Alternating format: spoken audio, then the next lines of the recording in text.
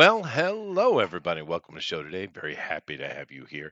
Hopefully everybody had themselves a great weekend. Mine was quiet, which quiet's good. Just sitting back, chilling, actually having some free time to do stuff for myself instead of others. I did go shopping a little bit, which is nice. But hopefully you guys had yourself some fun this weekend, and we'll get back into it today. Of course, there's not a lot really, but the continuing nonsense. But there's always these little glimmers that come out. I did see Reacher season two. It's not as good as season one, but it was all right. I think I prefer to have Reacher by himself instead of throwing him into a team. I guess I see why they did that, giving a little backstory, trying to level up the action, I suppose. But when we had just him, we didn't need as many cuts. But now that we have a bunch of people in the shot that can't actually move like he can, you get a lot of that chop suey editing that Jack Chan said everybody could be a superstar now. He was right. He was right. But nevertheless, it's certainly worth watching. And of course, there are some other interesting things coming out, I suppose. What was the other thing I saw? Huh.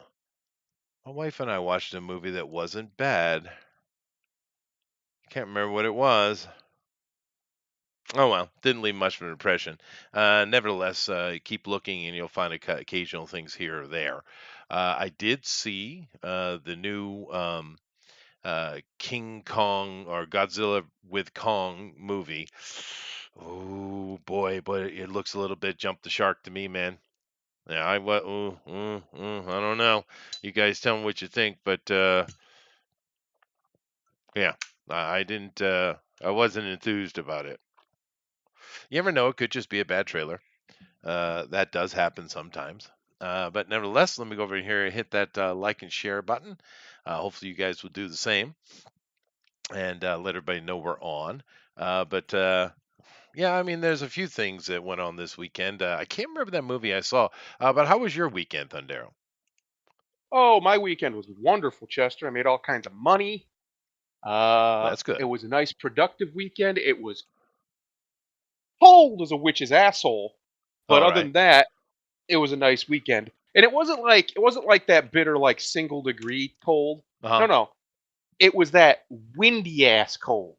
So it was probably about 30 degrees around that normally, but the wind was like 30 miles an hour. So it's Right. just like razor blades cutting right through you, no matter how many layers you got on. The wind Right. just Right. laughing at you that you think you're gonna be warm. And I was out in it for probably about 15 total hours in a few days, doing various tasks, making a lot of money though. Hmm. Um, yeah, wasn't fun, but it's already warmed up today. It's I think right now it's even at this hour it's like 40 degrees outside, or it was, and tomorrow is supposed to be almost 50 because Hmm. this northern temperatures, they just do what they please. They just It's there's no true. rhyme or They reason. do, and especially when you're in this where we're starting to convert. We're good. We're coming into spring. You have these warmer Yep. days, and then it's ridiculously cold, and then warm, then cold. Yeah. That transition period is always weird. Good Dave luck. said he Good raked luck to your leaves though. sinuses. Cleaned gutters. Yeah, no, sinuses cleaning is good. I usually use hot peppers for that. He said he's in Florida, but he did rake the leaves and cleared the gutters, so that's good. You know what else Uh, is really good for your sinuses? This is a pro tip because I have horrific sinuses, as we know. Um, Garlic. And what I mean by garlic, I don't just mean eat a lot of garlic. Do that because that's good for you. Period. it is good. But get some garlic. Get some like minced garlic. That's the best. Or if you can Rub get it all actual garlic about you. clove, you can do that. Or you can do where you just boil it. Just boil some garlic in water and just stand over it for like five Yeah, ten minutes and let it just clean that stuff up. Because yeah, garlic is a natural antioxidant. It will kill everything in its path if you let it.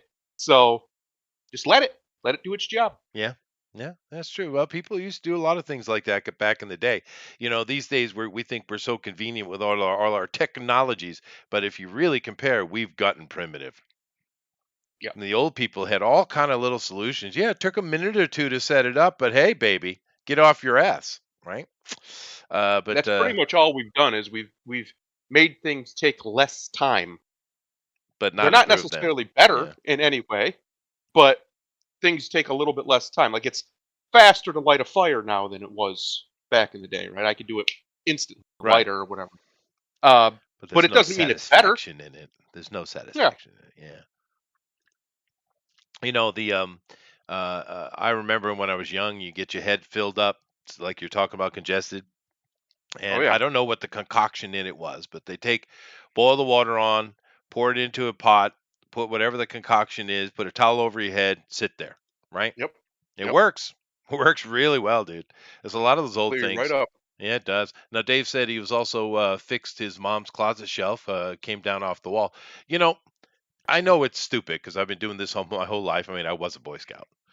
But every time I do fix or make a repair, I always take it way too seriously, which is why I can never be a professional, right? Um, no, seriously. But when I'm done, it's such a satisfying thing, right? Even if it's as simple as taking a shelf off the wall, cleaning it up, doing a little repair, and putting it back up. Simple. Anybody could do that, right? But it's Yeah. so satisfying, dude. It's just I love doing that kind of thing, and every time I do it, I'm always like a little kid in a candy store, which is Yep. ridiculous because I've done it 1,000 times, right? Yep. It's the instant gratification of, well, not even instant, just the gratification of Success. your Yeah. toil Hmm. paying off, whatever it, even if it's not a lot, right? But if the more that it is, the better it feels. Uh, so like if it's something that you're not necessarily very good at, but you get it done and get it done well, Hmm. you're gonna feel fantastic Yeah. for a day or Yeah. two. You're It's just gonna feel great. great about It's yourself. so great, Yeah. and every now and then you just kind of peek out of the side of your eye at it. Oh yeah, I did that. Yep. That was me. Yep. I did that. Yeah. Yeah, I It's know. good I stuff. know. Sinus problems. Yeah, Roger. Roger also asked if any of you guys tried those breathe right strips. No, I don't really have nose problems, so I wouldn't go seeking that out, but it probably Yep. works. Well, I don't have typically I don't have breathing issues. Mine are deeper. Right? I got them deep sinus problems where it just gets infected and inflamed. Mm, And there's really only two solutions to that: suck it up and deal with it, yeah. or get a horrific surgery that will knock me out for a good week. Because it's basically they go in there and they quite literally just scrape it out, or they can use this big base, like this big balloon that'll like push it out. Because there's only it has to go somewhere. But both of those are miserable. My father had to have it twice, and my father was one of the toughest men I ever met. He had rheumatoid arthritis, and he never missed a day of work. Yeah, That's sure. how tough this man Yeah, was. yeah. And it knocked him out for a week. The pain in his face, the sinus pain after that surgery. Oh yeah. So Sounds like. I'm good. Yeah, I'm no, just good. do the old ways, dude. It's better. It works. Just do your thing. Yeah. And just keep in mind, especially you guys getting a little bit older, there is a certain wonder drug on this planet that the Westerners don't talk about very much, but Mm. it's called ginkgo, right? Yep. It's a plant. It's a weird looking heart-shaped leaf plant. Well, kind of like a heart-shaped leaf, but nevertheless, this plant is it's got a kind of the properties that now the old Egyptians, they were smart fellas, right? Yep. And they didn't have all the modern stuff we have in general, and so they had to find solutions, and they had a plant called the blue lotus, which you see all over the place, in Egyptian art and papyrus and all that kind of stuff. But the lotus was basically their ginkgo, right? And it does a lot of stuff for you. And if you're getting older or having a lot of these little aches and pains and little troubles, just get some ginkgo, dude. I Yep. mean, seriously, just take some ginkgo. You can get ginkgo tea, works really well, or whatever. It's just kind of a thing that allows your body to feel a little bit younger. So, Yeah. Yeah. It's amazing how much we're going to get a little TFT here, but it's unfortunately seems to be completely true. Mhm. How much actual remedies, not treatments, remedies, things that fix problems are Mhm. suppressed. They're either completely controlled and you have to have a special little slip of paper from a doctor for some reason to get them, or you're not allowed to know about them, right? They go out of their way to hide this information. Doctors won't even tell you about it if they even know about it. But there are so many things that people suffer with all the time that very, very simple things like herbs or even foods or just certain exercises will fix, but they're just never informed. And because Yeah. people have been, especially in the West, I don't know what it's like over there, but over here, we've been inundated with trust your doctor propaganda for 50 years at least now. Oh, trust the Um, science, right? The science. Yeah. yeah. Well, and your doctor. Like, think of all the TV shows about doctors and Oh how yeah. there's it's so hard to be a doctor and blah blah blah blah, blah and all this bullshit. Uh, It's a yes, good baby. idea, Dave. Yeah. Yeah. No, no, it's Yeah. no, of course Yeah. the pharmaceutical companies want you to be sick so they can make money off it. This is not I new. have a perfect real life example that happened with me and my wife. My wife, she had some sort of issue with deodorant. It just didn't really work. It made her armpit like swell and stuff and get real Mm. itchy, like she was having an allergic reaction. And we tried all sorts of stuff, natural ones. We went to the doctors. They said, "All this, do this." Nothing worked. You know what worked? What worked, babe? What was it? Apple cider vinegar. Yep. Fixed it. That's Done. good stuff. Boom. Yeah. No, listen to grandma, great grandma, dude. Yeah, Seriously, go they knew watch their some of those stuff. old They remedy they channels, man. beat time, for Christ's They sake. You did should listen well. to them. Let me give you a good example of Japan. Now we all know Japan is one of the longest lived populations on Earth, right? Right? Yep. The average age is like 90 something, right? 80, late 80s, That's right. 90s, right? And so therefore you would imagine the Japanese are all on this cutting edge medicines and stuff, right? Wrong, Mhm. right? I mean, Right. the simple fact of the matter is the Japanese would much rather take some natural product, and that's what they do 99% of the time. And when Yep. you really need those medical things, they are there. But the difference is, we don't have a pharmaceutical company like you do. Right. To be fair, the American pharmaceutical companies have to foot the entire bill of the whole planet, and the Americans pay the tax for it. Right? Let's be Yep. fair. That's the truth. It's bullshit, but it's true.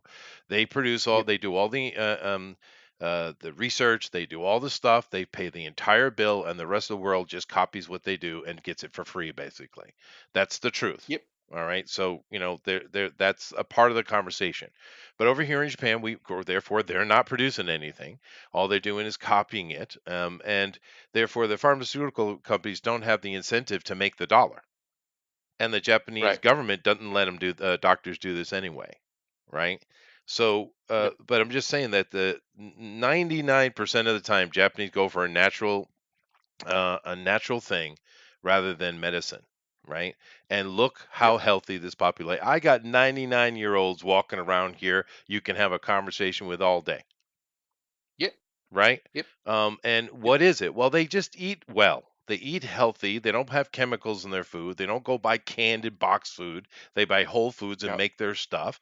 And they have little remedies like honey and ginkgo and all kind of apple cider vinegar, type E. of things. All that kind of stuff. That's how Yep. they live here. And dude, it shows you it works because this is one of the longest lived populations on Earth. I think they're number two, right? Number one being Yeah. Yeah. Pretty Sardinia. sure. Yeah. Yep. And Yep. what do the I'm pretty sure. Sardinians do? Same thing. You don't see Yeah. them out getting canned food, box food. They make all their Eat a food. lot of fish as well. A lot of They fish. do. A lot of harvests of the sea. Yeah. Um. That's where I screw up. 'Cause, man, I don't like fish. I've tried all different kinds and I've never found I one I don't like like. it either. But my Yeah. body Not calls for me. for it occasionally and I listen. Yeah. Well, I just Yeah. I just devour that need with shrimp. Just unbelievable amounts of shrimp. I'm basically doing the whole shrimp boat from Forrest Gump myself Yeah. when I'm eating shrimp. Yeah. It's not pretty. But I love shrimp. I could eat shrimp for every meal. I could literally be Bubba Gump. I could eat it for everything. Yep. What do you got? Put it in Bubba gum. something, I'll eat it because it's so good. I went to Um, those Bubba Gump restaurants in San Francisco once. It wasn't that bad. I bet. I Yeah, bet it was shrimp. all right. It's pretty hard to mess up shrimp. You got to It's almost fair. try. It's fair. Pretty good Oh, food. I've had that coconut shrimp several times in my life, and I was always like, Yeah, but I keep trying for some reason because in my brain it's like coconut shrimp. That should be that awesome. should be good. And I That should get it, taste and great. it's Yeah, just but not it just right. doesn't. No, And then I doesn't went work. to Thailand and I Oh, got coconut shrimp, and they know how to do that shit. that makes sense. Yeah, That it checks makes out. sense. It does check out. Yeah. Yeah, But yeah. Yeah, no, I mean, I do love me some coconut shrimp when I can find it proper. Every house should have some regular vinegar, apple cider vinegar, Epsom salt, and Yeah, for cleaning a box of Borax. Yeah, no, dude, there's a lot of things you should have in your house that I think average people don't even know what they are, right? yeah, And I you agree. know, I live that way because I live in a village that lives that way. And dude, I feel great. I'm only 53. It's not like I'm that old, but yeah, it's good. You have to care for yourself, man. The the problem with American processed food, which is what you get a lot of times when you go to the stores, it's just full of crap, dude. Just junk, It literal is. junk. It's not even like when I say junk, it's not just sugar. It's a lot of sugar too, but that's not necessarily the issue. It is, but it's a different conversation.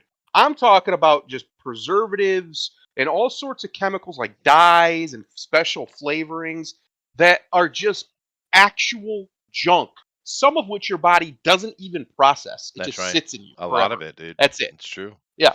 That's true. And it's the only reason they're allowed to get away with that nonsense is because our government is wholly corrupt at the top, Oh wholly God, yeah, corrupt. Like yeah. there's no As like escaping. all the other The ones. FDA is literally just a revolving door of different corporation CEOs that sit on its board and basically just write blank checks for their companies to make sure they can do whatever the hell they want. Uh, there's no actual oversight. And anybody who thinks there is fooling themselves. Oh There's yeah, no, dude. processes that look like oversight, No, they're just right? eating their But own, these dude. companies are so big, they're so massive, they don't care if it takes 5 years for something to go through some long form red tape that doesn't really matter. Because in that time, they'll be building up the back end. So when they can Right. launch, they'll just launch And feet it down benefits running. them anyway because it keeps smaller people Yeah. out, right? Um, Exactly, that's where I was going. It's a yeah, wall. It's nothing but a it's a wall wall. to prevent actual competition from coming in and stopping these companies from literally poisoning us. I listen to this all the time, and you'll hear people that are, Europeans or whatever, and when they come here, they'll eat our food and they'll be like, "Wow, it tastes good," but I felt terrible eating Yeah, it. that's Like, true. it was horrible, and No, then they'll they're be like, "I put on like 5, 10 pounds. I was only yeah, there for a week. they're I came back and it fell right off." It's yeah. because the Europeans, for all their screwery, and they have lots of it, when it comes to their food, at least until very recently, they seem to be far more sensible about what they allow to be put into it. Yeah, And and they do eat a lot of whole food. I mean, it's true. yeah, But here's the thing: if you try just going whole food for a year, and I know a lot of people like, oh, I don't want to cook, dude. Get your recipe stuff set up. Go to the store, get the whole food you need. Come back, get an air smile, fryer. and cook.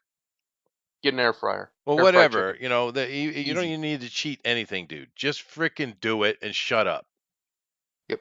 And Telling you. eventually you'll start enjoying it. I'm telling you, if you do that for a year, you'll feel better than you have in a long time, brother.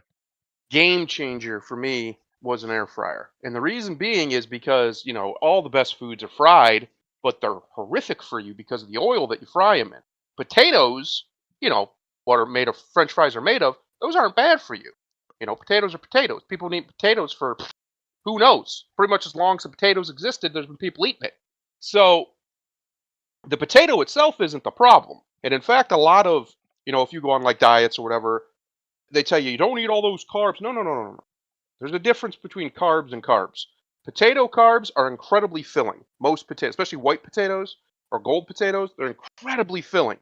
And they keep you full a lot longer than empty carbs will, like your sugars and your certain types of pasta and stuff. They'll keep you full, and rice, because rice doesn't really keep you full. It'll fill you, but it doesn't keep you full. It's true, Evan. Um, so potatoes are fantastic at filling you and keeping you that way because they take a little while to digest, as well as of course meat. So if you can make a nice French fry without all the nasty nonsense, it's just a potato you cut up yourself. They have little things on Amazon that are literal. You just put it in, you press it a couple times, and it'll cut these perfect fries for you out of just about any size potato you can think of, and slap it in the air fryer, hit it with some olive oil or salt. It doesn't have to be olive oil, but something like that. Some salt, bam, you're good. Yeah, I promise you, you don't need yeah, anything more. And if you think you do, you're wrong. Try it. yeah. Trust me. No, that's good It's that they good. have that. But honestly, have fried food every now and then, right?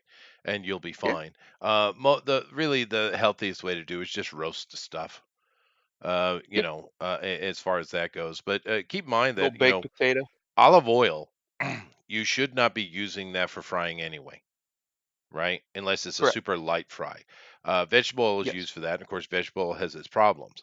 But if you use olive oil as it's intended, which is, you're not heating it at all, really. You're just putting it on as a flavoring. Olive oil, of course, is very good for you, just straight as it Yes. is. But yeah, no, you just got to change your thinking and stop eating so much fried food. Cook your own damn food, dude. Stop going buying this crap box stuff from the stores. It's not good for you. You know it isn't, and just start making your own stuff and you'll feel a lot better, man. And the It's just crazy thing is, the box food doesn't even have to be that bad for you. It's just because the American corporations are allowed to sell you poison. They're yeah, literally allowed to sell you things they know are bad for you up to a certain amount, right? They're allowed to put in certain things. And other places just simply don't allow that. Japan doesn't allow it. Russia doesn't allow it. Evil Russia. Europe doesn't allow it in most places. There's a reason these places don't have the obesity. Now, some of them do, but most of them don't have the obesity problem that America has. yeah, And America, America, I mean, Mexico, yeah, it's outrageous, bro, yeah, when you walk around in this country now. It's rare to see somebody who's clear unless you're in like, one of the really big cities or somewhere where, the weather's nice. If you're in the Midwest or whatever, everybody's fat.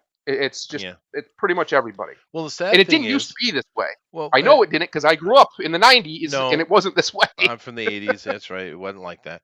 But the thing with it is, some people are just simply overeating. Fair enough. Yep, You could take a person in another country that has more of a whole food point of view, and doesn't have yep, all these chemicals in their foods. And they will eat the same amount of food that you're eating. They look normal, and you are, 50 pounds overweight. that's right. This is reality, right? And Yep. if you just start eating differently, now it's not like I'm some, I had some epiphany or something like that. I simply married a woman and got dragged to Japan. Well, it was kind of my decision, but I got dragged to Japan and just living Mhm. here because it's how they do. It Yep, just is. And you don't see fat people around here. It's super rare. correct. Yeah, no, and the reason, like you were saying, And they eat, oh, dude. it is apps. Oh, I know they do. I've watched some of these, like you can see them on YouTube or whatever, of these girls typically doing, they're eating whatever that's called, where they just eat. It's very weird, mukbang or whatever it's called.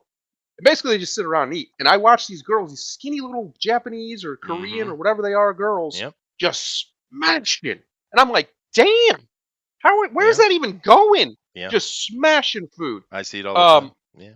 And and go like you ahead. were saying, the reason that is because the food over here is full of so much nonsense to make you want to eat more that you never really get fully satisfied. And even if you do, there's other nonsense in there that just makes you feel terrible. It just makes Yeah, it doesn't it's feel true. good.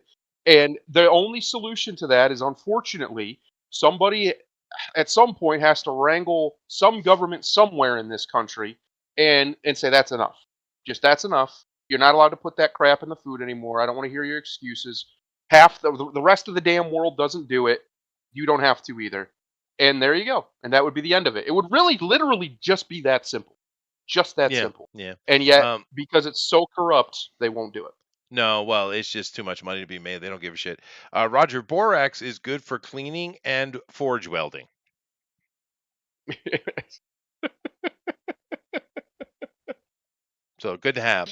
I get guarantee you every farm in America's got one on it. And this brings us to the point that I've made before, and I'll make it again. You have to have a local economy. We need to get back to a local economy, and to the point that the only thing you import into your town is stuff that you just can't make locally. And when you Yep. do this, you're going to have a much healthier and happier population. You're going to have more work, more people. The economy will grow. The population will grow. Everything works really well here in Japan and many other countries in Europe and around the world have a local economy, right? So, Yep. I mean, for excuse me, my salt. I don't buy some random salt made by some company at some, 5,000 miles away from me. The salt I get comes from a little company right here across the bay, right? The Right. shoyu, or sorry, soy sauce that I get comes from one of the three companies in town, et cetera, et cetera. The meat and vegetables, pretty much everything I get is local, right? Local Right. economy helps you in many ways. One, you don't need to have stuff sit on the shelf as long because it's just pull it out of the ground, put it at the market, and it goes, right? Yep. And this is part of the solution, having a local economy. But these globalists, and it's not a conspiracy, there's no tinfoil here, right? Hmm. They want everything to move where they want. Like, look in Europe, they want to shut down all the farmers. Of course, luckily, the farmers are pushing back. What was their plan? Well, Hmm. I would suggest that their plan was to see every adult male in Ukraine dead so that they could go in and save them with Monsanto and turn it into a giant farm and therefore use Ukraine to produce cheap goods that they could process factory out to the people in Europe so the Europeans have to do just like the Americans are doing. That's their plan. You say that's diabolical, Chester. Yeah, I know. Yeah. Yeah. Yeah, They're evil. yeah. It's fine. Um, yeah, they're evil people. It's very simple. I don't. That's what shocks me is how many people just cannot accept that these people are just evil. That's Mhm. it. They're just evil. They have no moral qualms. They don't care how No, many people die or how many they have to kill to get what they want. They are actually this is supervillains. true, They Alex. are evil people. And it's okay to accept, like, I don't know when it happened because it wasn't when I was growing up, but I'm guessing sometime in the mid to late 90s up until the early 2000s. The culture became all over America, especially, but really around the world. It became weird to just call something evil. And I think I actually, now that I think about it, I think I know what caused it. It was all the weird, hardcore, Ellen super right DeGeneres. wing groups. Well, she was part of it. Super right wing groups who were calling, like, Harry Potter evil. It's not Pokemon evil. They kind of killed the word. They killed the power of the word. You know how, like, lefties have killed racist. Nobody cares if you call them racist anymore. Uh, the same thing happened with the right back in the day by calling everything evil. It's demonic. It's this or Right. that. So now people just roll their eyes if you say something's evil. But that actually works out beautifully for the evil people who are just evil. Oh They're just yeah, evil they're always bastards. looking to take advantage. That's true.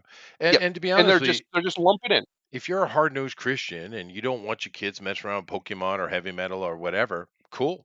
Don't let them. Yeah. I have no trouble with this whatsoever. I mean, do as you will, and just stop telling me what to do. Is all I'm saying. But that's a whole different conversation. But yeah, no, healthy eating is important, and just try to be as whole food as you can, and just cook your own stuff, dude. Stop going One out. Stop thing. this DoorDash. What is this fucking DoorDash thing? Has it been 15 minutes? Yeah, Oh yeah. good. All right. What is this fucking DoorDash thing, dude? What are you doing? Oh man, it's just convenience over, well, Yeah, but how sanity, much are to you be paying honest. extra for that shit? Oh, it's outrageous, bro. I'm talking one time. I did it one time back in the day, back during the pandemic. I did it a couple times. It started to just get outrageous. Like, you get like a McDonald's or whatever, right? Which now McDonald's is outrageous, but back then it was still a much more reasonable pricing. And not only will they charge you more from McDonald's for using that service, Hmm. there's also a charge on top of using the service through the service. So you end up paying, like, sometimes double what you would pay just to just go there and get it yourself. Hmm. Uh, yeah, it's just the height of laziness. Well, It's how really much all is it is. McDonald's now for, say, a Big Mac set? A Big Mac meal, like $8, 8 $8. or 9, maybe even $10 actually. I'd have to check See, because it's I don't still really give. $5 here. Yeah, well, no, America's the only place that's had this outrageous inflation on the at the poor level. You know what I mean? Yeah. At the lower level, we're the only place because Tucker Carlson. I don't know if we're going to talk about this if you saw it, but Tucker Carlson just did a video where he went to Russian McDonald's because McDonald's virtue signaled their way out of Russia, and some Russian oligarch just took over all their chains, and now they just have something that it's just McDonald's, but they don't call it that. They're right, right. Um, That's what they did. Yeah. and he went there. He got two cheeseburgers. Uh-huh. He got I think it was a medium fry and a medium cola. They called it, but it's a Coke, and a piece of chocolate cake. Because apparently they have chocolate cake at theirs, Right. Why and it not? was only $7 American. Right. $7. Right. That's insanity. What do you Yeah. think about it? Like, when you go to McDonald's now in America, if you were to get basically that same thing, it would be at least $12 minimum. Minimum, Yeah. probably 15. Now, keep Um, in mind, and though, it's we do have to outrageous. kind of look at the adjustment for Russia as far as economically.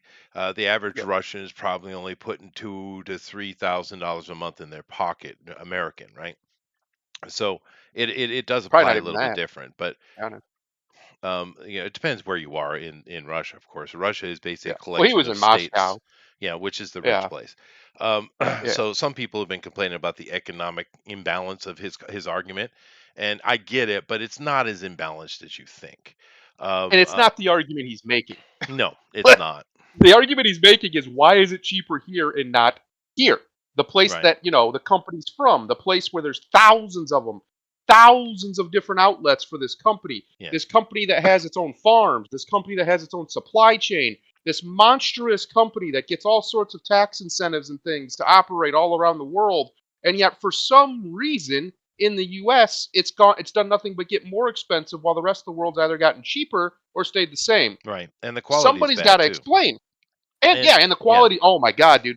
So it's funny we're talking about this because I actually had some the other day, some McDonald's. My buddy bought it for me, and I was like, all right, fine. I go in there, I order. I always get a quarter pounder. That's my burger. If I'm going to McDonald's, I get a quarter pounder. So I get a quarter Don't pounder, have order that a here. quarter pounder, get it back to the seat.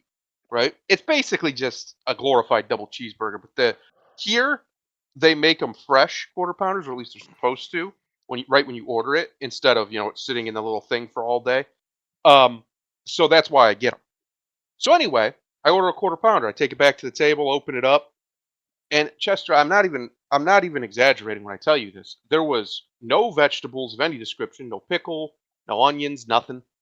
There was no cheese, and it literally just looked like they took a mostly cooked patty, slapped it in between two buns, and just gave it to me in a box. It's And I probably what said, they did. "What Yeah. Ben, I the was hell talking is about this?" Moscow, not the entirety of Russia, dude. Yeah, yeah. And I was like, "What the hell is this?" So I get up and I just storm back up there because I'm not. No, no, no, no. I'm not eating that. So I get up and I go, all right, can you guys actually make me a quarter pounder this time? Just, I don't know, give it a shot, please. Because whatever this is not that. And she's like, oh, yeah, sorry. So I watch them. They make me a whole new one. She brings it over to me. I go sit back down, open it up, take a bite out of it, and they frickin' burnt it. I said, this is outrageous. How in the world are you guys this bad at making a burger? It's not like it's complicated. It's a burger. Yeah, There's because they don't take literally their job seriously. in front of them, there's literally step-by-step instructions on how to make these burgers, Yeah. Chester. Like Yeah, I know. step by step. Well, And they yet just don't somehow they they just messed don't it up. take their job seriously. I mean, like here in Japan, for instance, you'll have much better experience at McDonald's because everyone is taking their job deadly serious.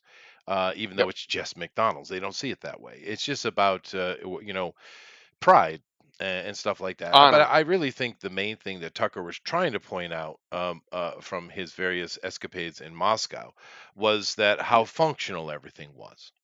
Is where Yeah. his main point Exactly. was. The fact that the Exactly. Russian people are happy, that things are clean, their streets are safe, their life is normal. And now, That's the right. deeper you get away from Moscow, the less that true this can be. There are certain places Correct. in Russia that are absolute disaster areas, right? There Yes. are. It's not a perfect situation, but do keep in mind the formula that they have in Russia is not different than here. Each state has its own bosses, and Yep. they run just like a state. And sometimes they're run well, and sometimes they're not. Occasionally, the Kremlin will throw a governor over in one of these places to try to fix the situation, but usually the Right. locals get real pissed. It's like, we don't want some outsider, we want our insiders. And they're like, all right, fine, go ahead, go back to it then. So this is a truthful situation in Russia. It is, and you can find that all over the world, of course. But in general, especially when you're in the actual Russian people area, they're in general pretty satisfied with life, and it's Yeah. functioning just like normally when I grew up. Sure, you have some things you nitpick about, some things you might complain about, but it's just a normal life. And I think that's what Tucker was really trying to point out, because in the West, I'm not living there, but it seems like in America, it's like a full-on freaking culture war, day in day in day out, In and the it's big like cities. Yeah. how freaking Yeah. tiring that must be, Yeah. right? And the other It, point, it he's in a big city, right? Yes, that was his point. It was a contrast, compare and contrast, right? Look at Moscow's orderliness, as you said, Oh yeah, compared it's to very San orderly. Francisco's literal shit in the streets. Like, this is not acceptable behavior. I don't Yeah. care about anything else. I don't care about the logistics of who makes what money. I don't care about how much these people have to pay for their food a month, which was somebody's weird argument. Well, each Russian pays like 30% for their food. Okay, that's fantastic. And with the remainder, look what they do. They don't go blow it on nonsense. They don't turn their cities into all sorts of bullshit. All the arguments that we hear all the time from lefties is that poverty is the reason why all of this is like that. It's poverty. It's poverty. Horse shit. Yeah. Russia's poor as dirt, and yet Yeah. look at it. There's Yeah. parts of Japan that aren't exactly wealthy by most modern, materialistic worldviews, and yet look at it. Yeah. There's parts of China that are that way. There's parts of Well, all over. There's now parts you're of getting America China's a big that are that way. conversation. But I get your Yes, point. but still, there's parts Roger, all over the I have world an like emergency that. interdiction I need to do Uh-oh. here. Give me a minute here. Roger, this is not the Filet-O you want to use. I think you I think you misspelled that a bit. A Yeah, little bit. yeah, This is not the yeah. Filet-O you want, son. At least not from a fish. No, That wouldn't be good. that wouldn't be You don't good want at that. all. Check your spelling. Check your spelling. Uh, But no, that's his point. That's Tucker's broader point. He's not saying that Russia's a great place to live and everybody should move to Russia. He wasn't trying to validate Putin, which is the other cope I've seen people put out there. I actually argue his point. His point is incredibly superficial. It's a stupid point. It is. But that's how bad it is in America right now in parts of the West. It's that stupid that he can literally go, hey, look, why is it like this over here and not here? And it actually makes sense because no one wants to answer the actual fucking question. The reason it is corruption. Russia's corrupt as hell, but at least at the ground level, it's functional in the big cities, especially St. Petersburg and Moscow. It's functional. It functions. The yeah, everyday people get to live normal, safe, productive lives yeah, by and that's the large. point. And it does. It Yeah, is a very beautiful, clean city. It's a place I absolutely want. It's on my list of to travel. I'm telling you yeah. what, if you want a good Mind food it. vacation, go to frickin' Moscow or St. Petersburg, dude. Seriously. You know how to eat. It's a beautiful place. The architecture's gorgeous. The funny thing with his showing off the subways and how gorgeous because they are gorgeous. That was a Yep. little bit of Soviet era Potemkin City. That a little bit. It's what that was. Yep. But hey, they kept it and they maintained it, right? As they should, Yeah. right? And Yeah. that's a good thing. Let's see. Dave says this is what happens. The companies have their employees do more and more for less and less. True. The people who Correct. know what they're doing get better jobs, and the desperate, lazy, incompetent are left. Well, that's kind of normal. I don't think there's anything out of the ordinary there. Alan is helping out Roger here. Says fellatio of fish, the McFish mouth. Good job, Alan. Low hanging fruit, Alan. Did you get my double entendre there?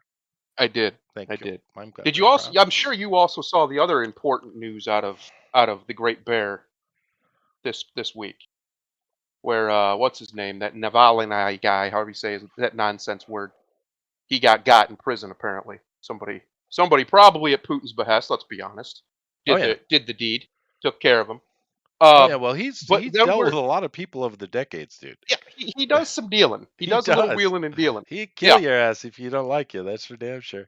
I mean, and But that's watching the right wing especially, I get why the left does it because Biden's president and it's this weird suck off for unity thing. Fine, but the so-called right wing pretending like this guy was some hero. He was a freaking spy. he There's was. no But spies that are heroes. you know, I'm just gonna tell you the truth. They're all scumbags. That's why they it's become true. spies, so they can get away with doing horrible shit to people. That's the truth Possibly, of it. but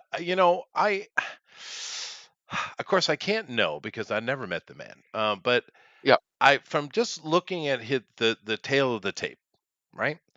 yeah, I've always felt that Putin is a patriot, right? yeah. Now, has he made himself rich and powerful? Sure, he has. But also in his dealings, though, was it a coincidence? Maybe.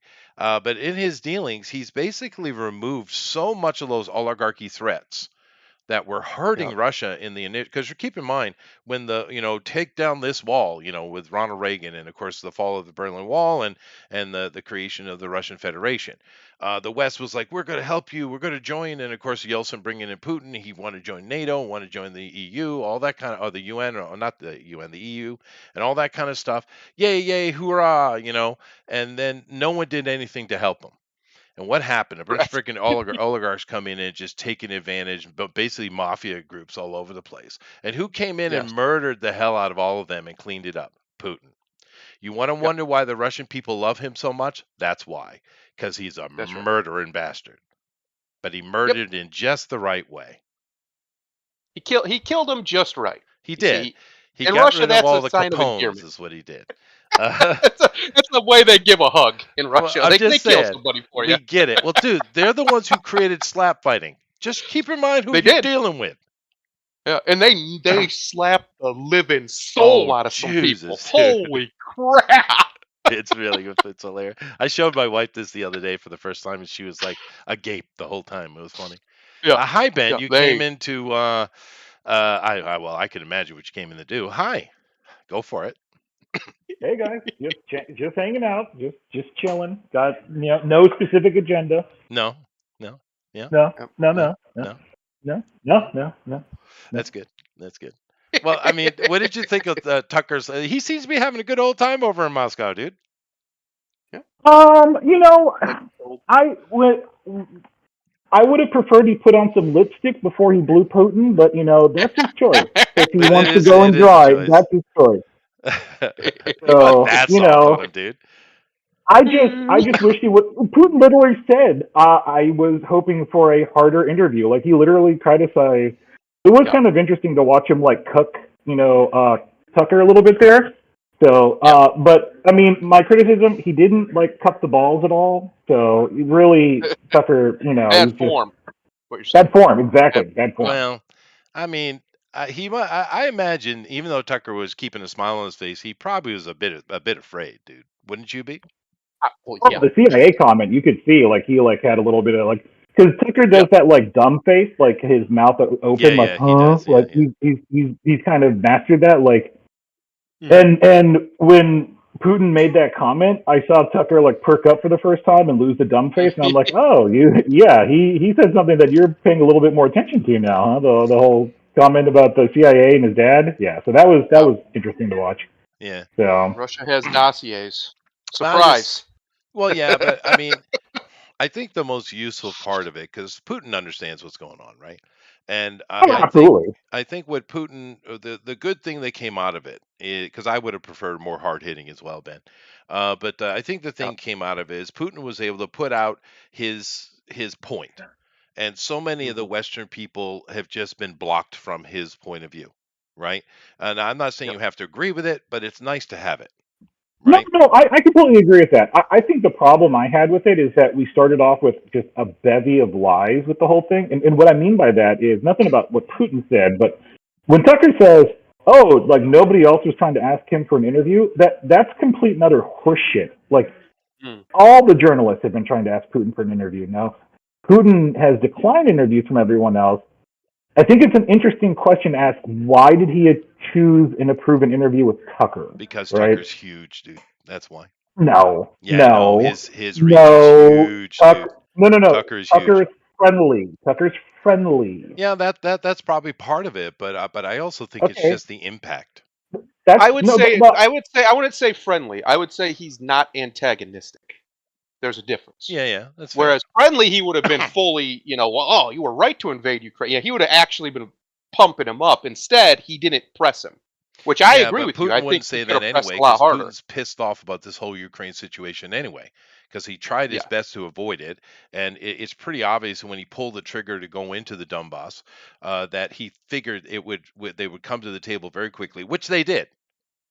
That Yeah. was his plan. This whole year of doing this, they've had to, screw it. We got to actually make war. Well, go get an army together, please. I mean, that's the Pretty real much. reality with what Putin was trying to I did do what find it Putin does, interesting right? Pull him to the in table. that Let's make a interview. deal, right? In that interview, when Tucker asked it a couple times, the only time he really even pressed him was he asked him why he waited so long. Yeah, What was it's a he? good question. Why 8 not do years, it right dude. away if this was such a problem? And Putin never, as far as I remember, Putin never even answered it. Really, he just kept brushing that question off. And I think the reason is because for him to answer that is bad for him.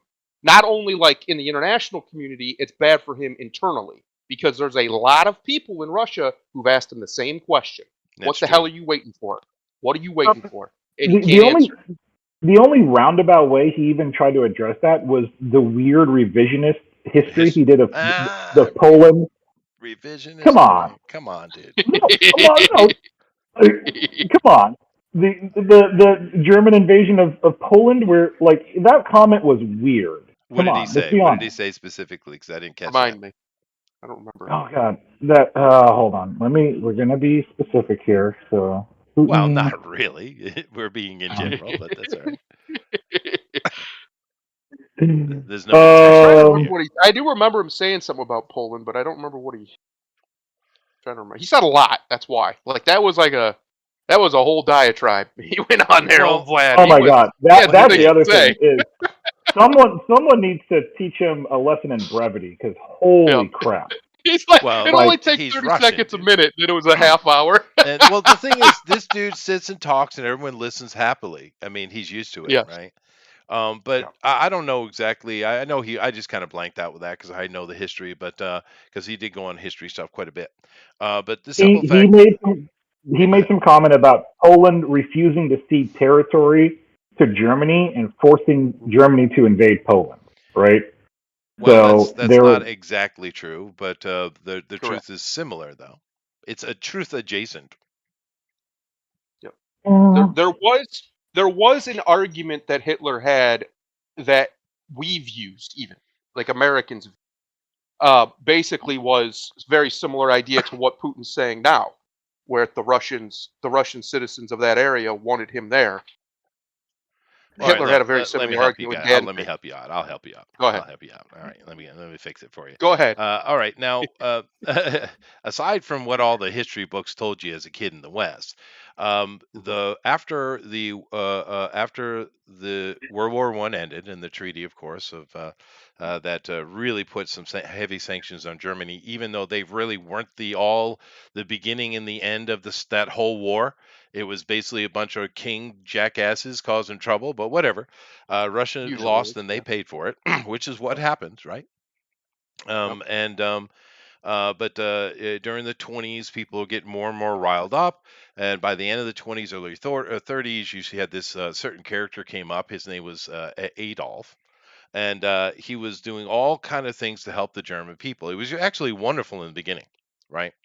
In the beginning, right? Things got dark.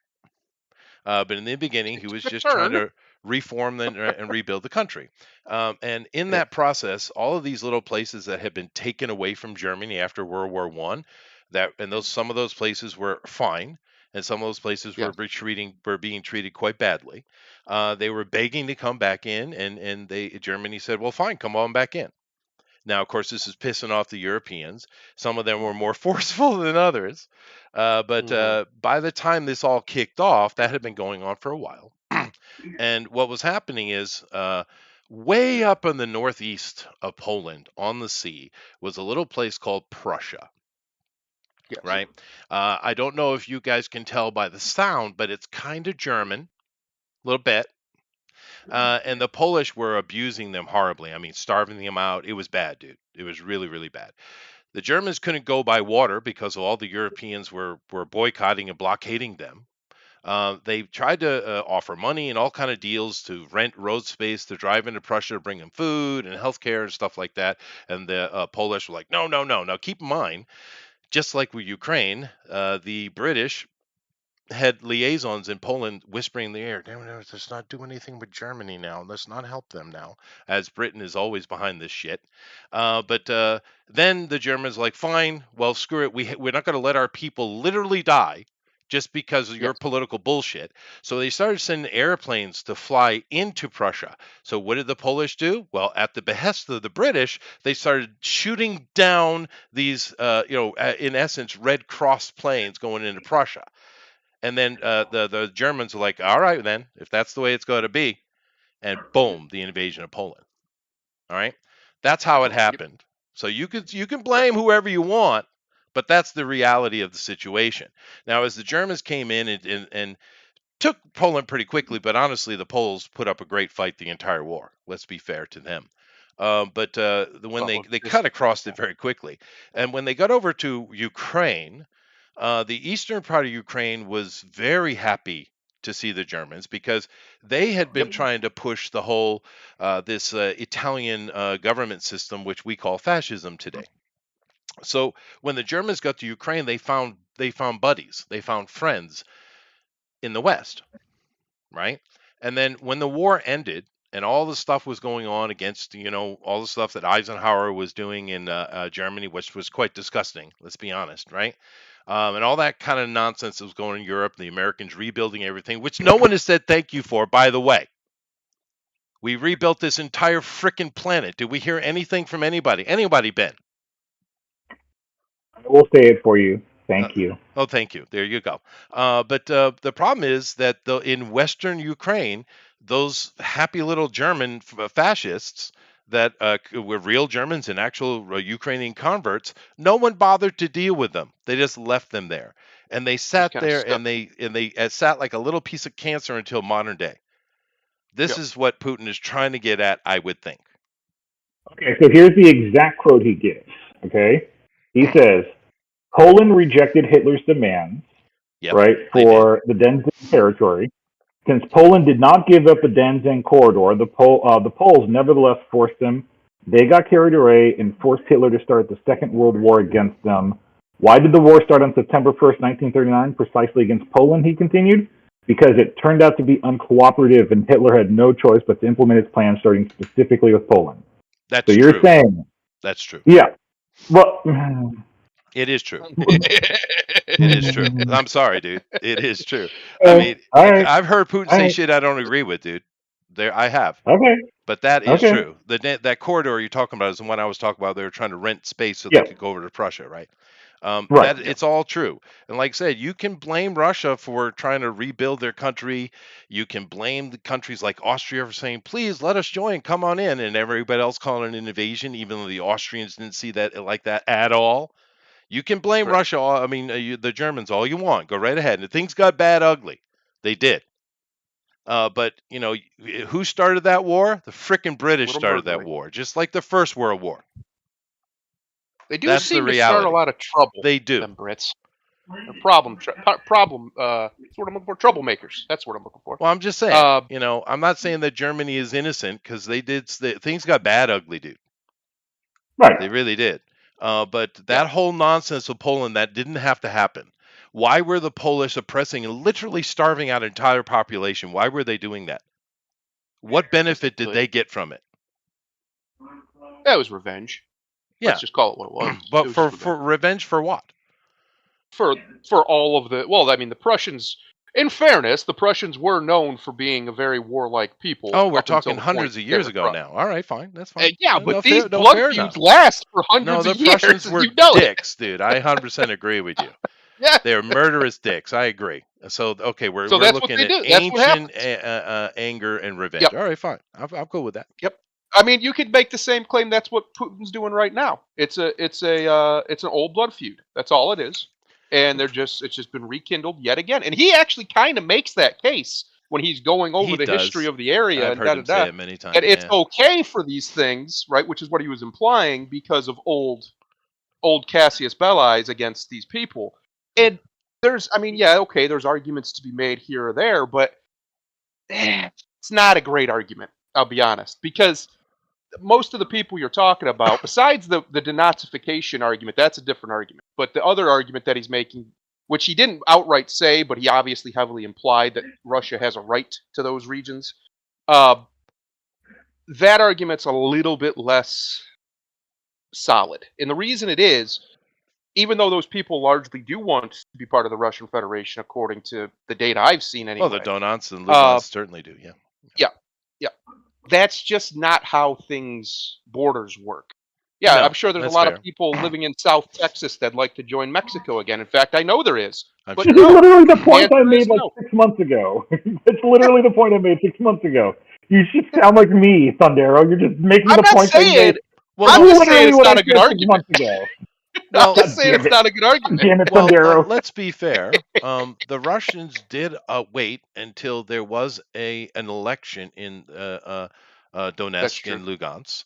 Now, some Westerners would say it was an unfair election. I didn't see any evidence of that. But they did wait for that. Therefore, the actual democratic machine to do its Quote thing. unquote. But no, I mean, the real question that was mentioned that should have been asked to Putin and pressed was, why did you wait so long? And that's what Tucker asked. And because they shouldn't have. They shouldn't have. Yep. They should have immediately been involved with that. Keep in mind that was a coup d'etat, and pushed by the West. And you could say, well, the West had good reason. Okay, fine. Whatever. It's still a coup That's the d'etat, other problem, but it's still a coup right? Is d'etat. that's how we have except for in the Middle East for some reason. That's how we have waged war all over the world. that's what we we just do. overthrow governments That's right. from within. Yeah. The Russians, while they have attempted to do so, they're nowhere near as adept at it as the American intelligence services and the British intelligence services are. And so they, unfortunately, are forced to do it the other way. And that's a lot of what we're seeing here. But my whole argument, even from the beginning, was this is unwinnable for Ukraine unless somebody bigger gets directly involved, which nobody wants, right? The American people don't want it, at least the majority of us do. Europe is retarded and has no military to speak of, really, so they can't. And China's Russia's ally, so they're not interested, especially not in Ukraine. They don't give a shit. Yeah, so China's having a hard time. My point is, yeah, Ukraine was China's always whole going different to be. conversation. Yeah. Yes, Ukraine was always going to be where they're at now. And I honestly think the only reason it hasn't gotten even worse, even though it's been absolutely brutal, when the full numbers come out, it's going to be one of the worst conflicts in a very long time. Oh, a lot of people are dead. Yeah, I imagine there's a lot more. A lot of people are dead. But my point is, all of this could be avoided if it wasn't for, this is going to apparently be the word of the day, corruption. Zelensky's corrupt as hell. He is obviously corrupt as hell. He's a billionaire, for crying out loud. What's he ever done but be a puppet and get paid? And the only reason all of these Ukrainians are dead, these innocent, mostly innocent people are dead, is because, and Russians, is because of corruption at the top from their leaders. None of this is a just war in my estimation. I've never said it was. My whole argument is that it doesn't matter because it is now. Now it is, so it doesn't matter why. And you have to deal with that reality. That reality is that Russia was going to always win this. They always were. It might have taken longer than I expected. Dragging his feet, to be honest with you. Why? Because the Russians could end this anytime they wanted.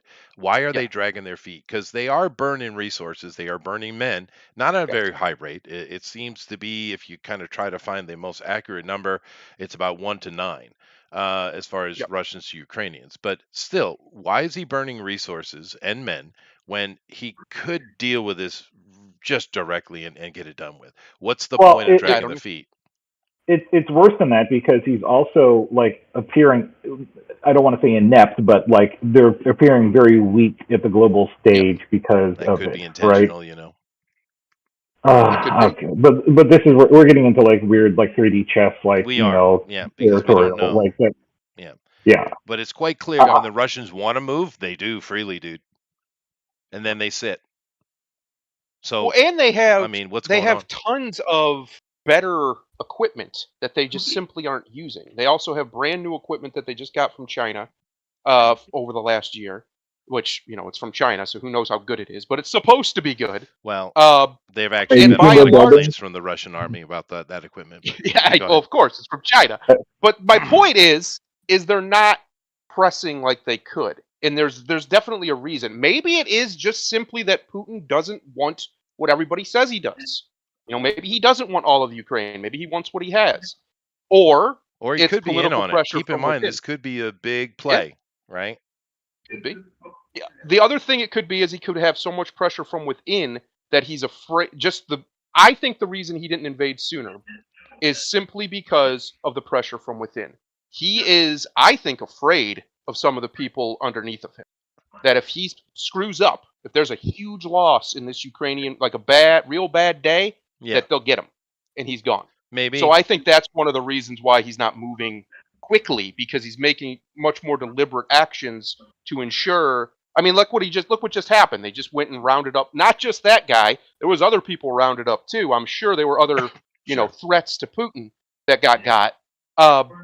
That's what my gut tells me it is. Is Putin's afraid of his position getting taken from him? Well, because let's be honest, it's basically a mafia over there. That's how it's run. And right. I think that could be what it is. I think it could just be he just doesn't want to look too weak. That's why he didn't answer the question. When Tucker asked it, he just didn't answer it. He just straight didn't answer it. So, I don't know. That's just my gut tells me. Go ahead, Ben. Oh, I was going to say, I think the other factor we have to consider is that the faster you move, the faster like a military operation goes, the more mistake prone that you are. And that the one thing that could happen that could definitely change the tide is if they screw up and they have a bomber. Because look what happened when they had that missile accidentally go into Poland, right? Poland was ready to pull Article 5 right there. They didn't even know that it was Ukrainian. They just were like, oh, that's got to be Russian. They were ready to pull Article 5, right? And if they fuck up, and now that Finland's in NATO now, they're watching every inch of the border, and anything that whiffs over there, they're going to pull Article 5, right? It's possible, yeah, that's true. Yeah, that's what I think it is. If they move too fast and they screw up, and some rogue missile goes over into Poland and kills a 90-year-old man out on a walk, Article 5 is getting pulled, and it's going whole hand at that point, and at that point the whole thing changes. Yeah, Europe gets absolutely pummeled, and in the end Russia loses. But then when you have it's just a swath of burnt ground from frickin' Moscow to Portugal. Yeah, again, once more. Yeah, that's what within happened. less than 100 years. It's happened Americans again. Sitting pretty again. As much as evil as this is to say, it would be great for American economy. Yeah, and that is part of the conversation, though, Thundero. Look, I don't want that to happen because I'm not a genocidal Our leaders lunatic. are absolute dicks. Yep. You know this. They are. Right? Because a lot of the moves that we're making, regardless of what you think on who's right, who's wrong, it's a war, nobody's right, let's be honest. But it doesn't matter. The moves that our governments make, not Biden, because I don't think he even makes his own bowel movements. He's not in charge of anything. The people in charge of things that actually run this country, they're making really weird moves. They're posturing real hard and then doing nothing. That's happened multiple times. Oh yeah, like the Dark Brandon. Why? They were so proud of that. Yeah, they were so why? proud of that. What are we doing? What is the point Ben, of this? why can't your people meme? I actually thought the one thing I did criticize him, I didn't like the TikTok stuff. I don't like TikTok. I didn't like him posting on TikTok. That I will criticize him for. I'm not allowed to be on TikTok, right? As part of that's the what I was work about to say. Is that safe? Yeah, no, you for the shouldn't. for the White House to be engaging in TikTok? It's not about it being safe. I'm not allowed to. I'm not allowed to. No, that's what I'm saying. Microsoft is right to do that, dude. Well, no, I mean, I don't want to switch over to Chinese conversation, but just keep in mind, Ben, I'm sure you're up on this. We just said there's these mini PCs has become all the rage amongst the PC ruler race. You council peasants and all. And China's been putting out these mini PCs, right? Cheap, and everyone's been buying them and reviewing and stuff. And of course, what do they have in? They have Trojans built into the recovery, right? Of course they do. That are backdoors and Redline and things like this, right? And of course, they've been catching it out and calling it out. And it's well, this is what China does, dude. They're getting desperate now. Keep this in mind. The Chinese are getting seriously desperate. They're in trouble. And the fact that they're trying to put backdoor software in all the things they're selling, you think they're not starting to do that in TikTok? Please. Oh, that's all TikTok is. We have the data. We know what TikTok is. It is a spy app. No question. That's what it is. When Trump wanted to ban it, he was right to want to ban it. I'm not saying he should have banned it, but he was right to have that feeling because it is definitely a spying app. 100%. No. Let me ask Ben a question. I know you can't give out, detailed information, but let me ask a general question, Ben. In the past 3 months, who has increased their cyber attacking more, the Russians or the Chinese?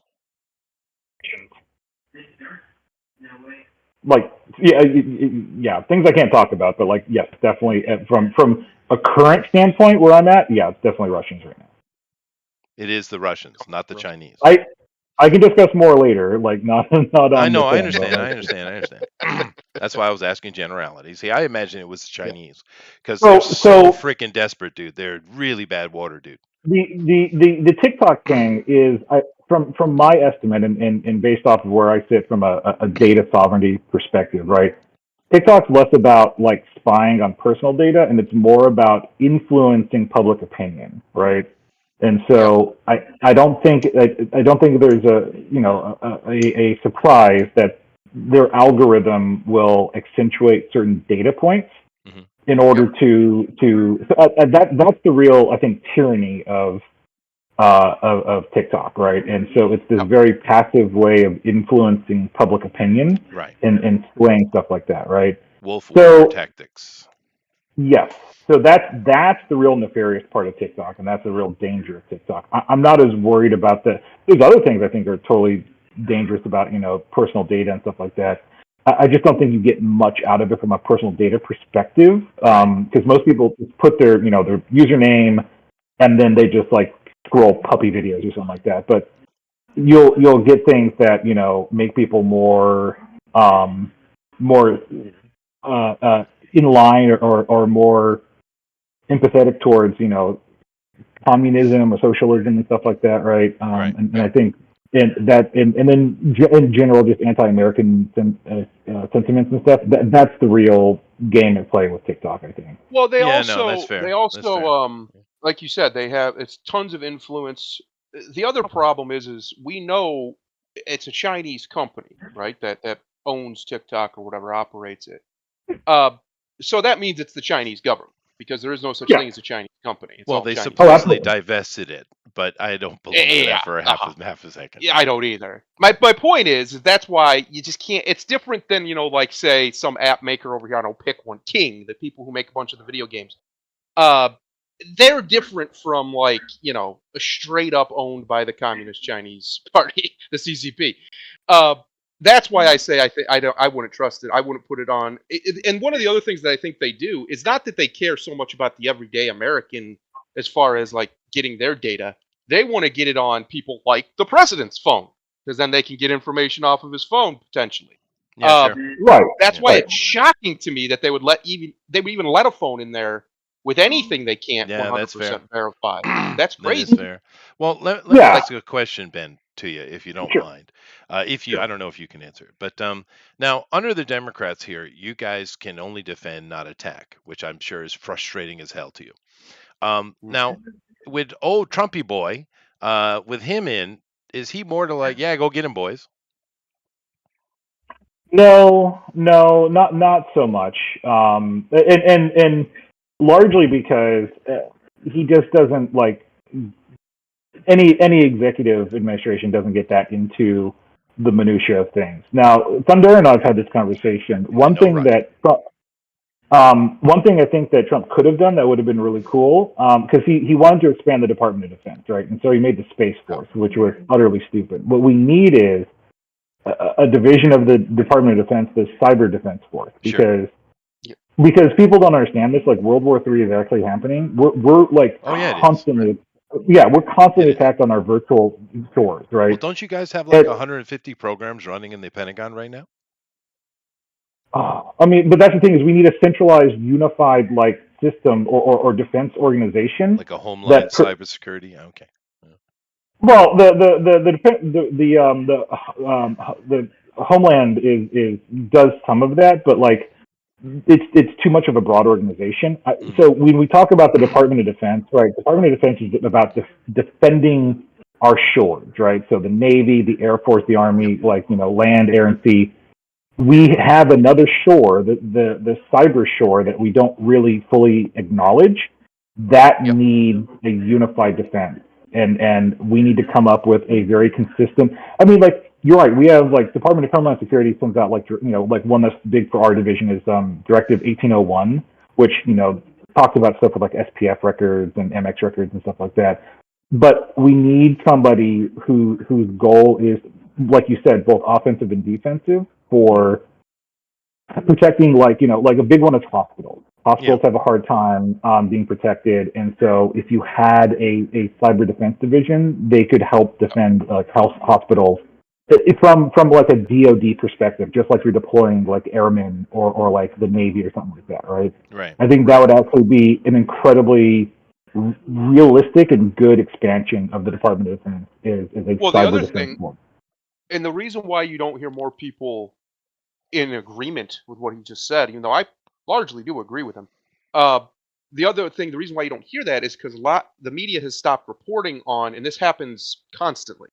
These great hacks that happen where they hijack local municipalities' websites and police, departments' websites and things, and just shut them down and basically just demand a ransom. These hackers do, Yeah. paid in crypto, and there's nothing there's nothing they can do. They just either have to pay it or get all new systems because they're shut down. And I mean, there's obviously some things they can do, but they can't afford to pay for those things to be done.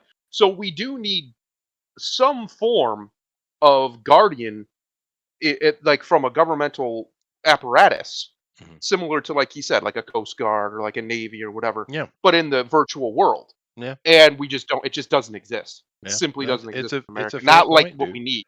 But Yeah. you also got to take other things into account. Like, for instance, a lot of times countries like China, the Russians are a little bit more stubborn pride, but the Chinese aren't. They'll steal anything. Yes. But now keep in mind, during the Iraq War, and I'm talking about the way back 90s, right? And what we did it shows you that this wasn't something that was just all of a sudden 9/11 saved the world, type of thing, because they had put in a bunch of stuff through IBM and other things like this into Iraq, and in those electronics they had chips that had hidden code, and when we went into attack, they shut down all of their communications so that we could attack easily. Right? Now, you think someone else isn't going to copy America's play? Oh, absolutely. Of course. That's how the Chinese wage war. They know they can't win a fight. They're not stupid. They know a straight up fight with just about anybody they're going to lose. Well, I'm just saying that allowing China to sell all of these kind of electronics in America is a problem, dude.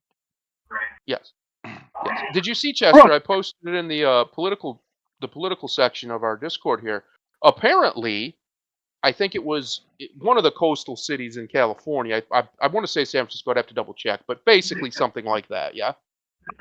They just elected the person, basically a Chinese. Well, she's from Hong Kong, but let's be honest, a national from over there to be in charge of basically the immigration policy for the area. Ooh. She's not even legally allowed to vote here, or even technically supposed to be here. She's an illegal alien. Yeah. What? Like, just think for a second. She might be totally straight. Could be. But what? That's insane. That is such a massive security hole that's unnecessary. It's a self-goal. Well, it's an own goal right are there. Desperate, dude. That's crazy to me that anybody would get on board with that. Just think one step ahead. It's all you got. You don't got to go crazy. Well, you don't have to be psychic. It's not even one step. It's not even one step ahead. Just think of the optics, right? Optically, it just doesn't look good, right? And so I can totally agree. Like you said, I'm not going to think the worst of the person, but like optically, in the current climate of how we're talking about elections and such, it's an unnecessary risk, right? Yes, to risk the optics. One thing I will say to your point, though, Chester, about the development of like semiconductors and stuff like that, give Biden some credit. The CHIPS Act, where we're trying to get more of that production done, within CONUS. No, I agree. That's a good policy. It wasn't Biden. Don't give it to him. But yes, you're right. I don't care who did it. It's a good policy. You're right. That was a smart move. But to be fair, that is kind of playing out of Trump's book, isn't it? That's his playbook. Because one of the things that Trump was trying to do, because people don't understand Trump. Trump wants to be rich. Oh. Well, that's what Trump wants. He wants to be rich. He does like money. And this is the thing people don't understand about Republicans, or I shouldn't even use the word Republican, conservatives, right? These people, particularly the ones that get in to politics that are actual conservatives, these people own businesses. They want to be rich, right? Therefore, they know the only way that they can get richer, because that's what they want, is for you to have money in your pocket that you can spend on their shit, right? That is why you can see them as beneficial to you. They don't give a shit about you any more than a Democrat does. But the simple fact that they want you to have money so that you can spend that money on them, where Democrats want you not to have money because all their money comes from the government. This is the only thing that should matter to you on how you vote. You don't want to get no damn rhino, but you find an actual conservative person who's rich and wants you to be rich so that you can spend money on his shit, vote for that dude. Right? And that's what Trump is. He's not some great, leader who's going to save the world. The dude wants to be rich, and he's an asshole. He does like money. But the thing is, I'm much happier to back that asshole who wants me to have money in my pocket as well for his benefit than I am some jackass who wants to take all my rights and money away so that they can micromanage my life because they know better than me. Yep. This is the issue. This is the only issue. I don't think Trump gives a shit about anyone else having money. I don't think he does. So no, I agree. Yeah. Okay, but you just okay. All right. I agree with you. He's just a freaking oligarch, dude. It's what he is. Yes. But I'm just saying, what's the better of two evils, men? Is really what it comes down to. Because we ain't getting no one who's going to come up and be righteous and actually, we're not getting a freaking Octavian here. I wish we would. Oh, we're going to get we ain't. Chester. I have faith. I have faith in whoever it is that writes history, whoever that being is, whether you want to call him a god or not. I have faith that there's a reason all this rhyming's happening right now, and he's coming. That's all I'm saying. I'd love to have I don't know what. It might even be a chick. Might even be a chick. I don't care who it is. I don't care if as they're long as purple, it's somebody transgender. Right. I don't give a shit. But it would be nice if someone actually was coming forward for the people. It happens every now and then. It does. Yep. It does. Yep. You just got to wait your turn, I guess. They usually get shot in the head in Dallas. But well, yeah, that's true. But the last one we had, well, he wasn't a good president anyway. The last person we had was trying to be at the end, Chester. He was trying to be. Okay, fair enough. They killed him. Fair enough. But the last one we had, I think, that really was looking at after the American people was Teddy. And why was Teddy that way? Because people don't know about Teddy Roosevelt very well. He was an obnoxious, loud, senator, congressman, wherever his position was. He was the most annoying dude. People literally tried to leave the room as soon as they saw him because he was so freaking annoying. And he's the one that made that Spanish-American War happen. Blame it on him because he did it. He did it. But he was so arrogant and so full of his own shit that he went down and he had to be involved. He was on the frickin' front line. Well, you know what? He learned something about life there. And when that was done, when he was sitting on that hill and there's pictures and stuff, when they put that flag up on that hill, when they finally took that and all that death and destruction, and in the end it was all about money. And he thought he was being, actually helping the people with his noisy ignorance, right? And when he realized that and all that dead people around, all the death that he saw and helped to commit, that changed that dude's life. And he went forward. It was like, no, someone needs to do the right thing. And he did. And that's the last time we had a president that actually gave a shit, if you ask me. You know what? I think every single one of us agrees we would love a Teddy Roosevelt. Would love a Teddy. But I mean, look what a great man. Well, look what it took to create Teddy, though. Bad things. He went through hell. He did. And he was young. And he produced younger than you, Chester, when he was president. Oh, yes, he was. But I'm just saying, he produced that shit. He made that happen. That was the creation of Teddy Roosevelt came out of evil Teddy shit. Yeah. That's he did the bad truth. things. Bad things to good people, and it made him a better person. It did. Yeah. But I mean, I'd love to have an Octavian, Ben. I'd love to have it. But we're not going to get it. It's not what we got choices from. We have to kind of decide what we're going to get here. They didn't have him at first either. Remember, he was a nobody basically before Caesar adopted him. Yeah, but he was really good at it. Get out of my way, or I will literally bear you 6 feet under. Yeah, and it worked. Octavian did not play around at all, dude. But it worked. It did work. But the thing with Octavian was he was about making the empire better and making the lives of the people in the empire better. That was his whole goal. And he did what Caesar wanted. Life. Yes, he did. Yeah. And because he did what Caesar wanted, it worked. The corruption was so bad that the only way to fix it was to burn the motherfuckers. So Simple as that. let me ask Ben a question here, because Ben, we kind of joke around. Ben's not really that liberal. He's more libertarian, like I am, I think. But let's ask a question because you have at least your fingers in it more than I do. What is better, what we have right now, or a dude who only cares about money and wants to make the country rich? Which is better? And non-war too, because Trump doesn't like war. That's very Doesn't seem clear. to. It's not good for business because that's not the business he's in. If you look at the Bilderberg Group, well, no, seriously, the Bilderberg Group, if we go look at that bank, it's a banking group, right? They're all over the world. There's tons of them, right? But what is their goal? What do they invest in? They invest in green technologies. Shocking that they're trying to make everyone buy it. They invest in war and they invest in media, right? These are the things that they put their money into. Trump doesn't put his money in those things.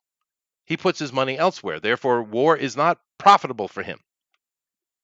Lucky us, I guess. But I'm saying, which would you rather have, Ben?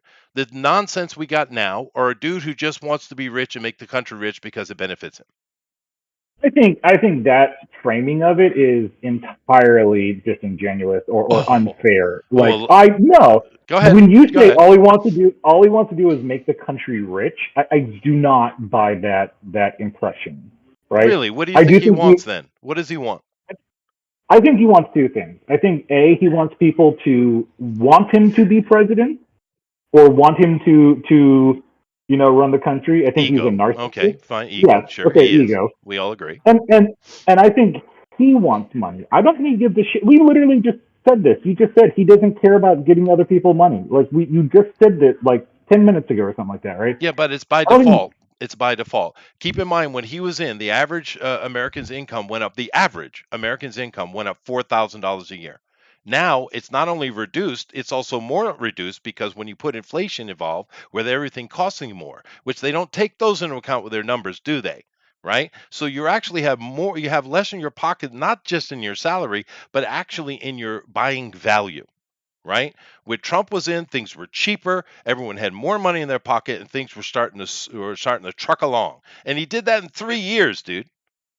In fairness, though, a lot of the problems we have now with the inflation Trump caused. How so? Because he signed a bunch of blank checks for them to just print money, most of which went to Wall Street during the pandemic. Yeah, that's true. Yeah, and here's the thing. I'm not gonna it would be easy for me to take the anti-Trump position and just blame everything we have now on Trump. But the reality is, a lot of what we're experiencing right now is the result of COVID that both Trump and Biden have to deal with. And there was a lot of shenanigans by major corporations that I think both Trump and Biden had a hard time from an administration dealing with. Now, let's go back to your appreciation of like the Russian thing, right? One of the things that Russia has a lot more of is like price control from a federal perspective, That's right? true. So we always talk Japan about as well, right?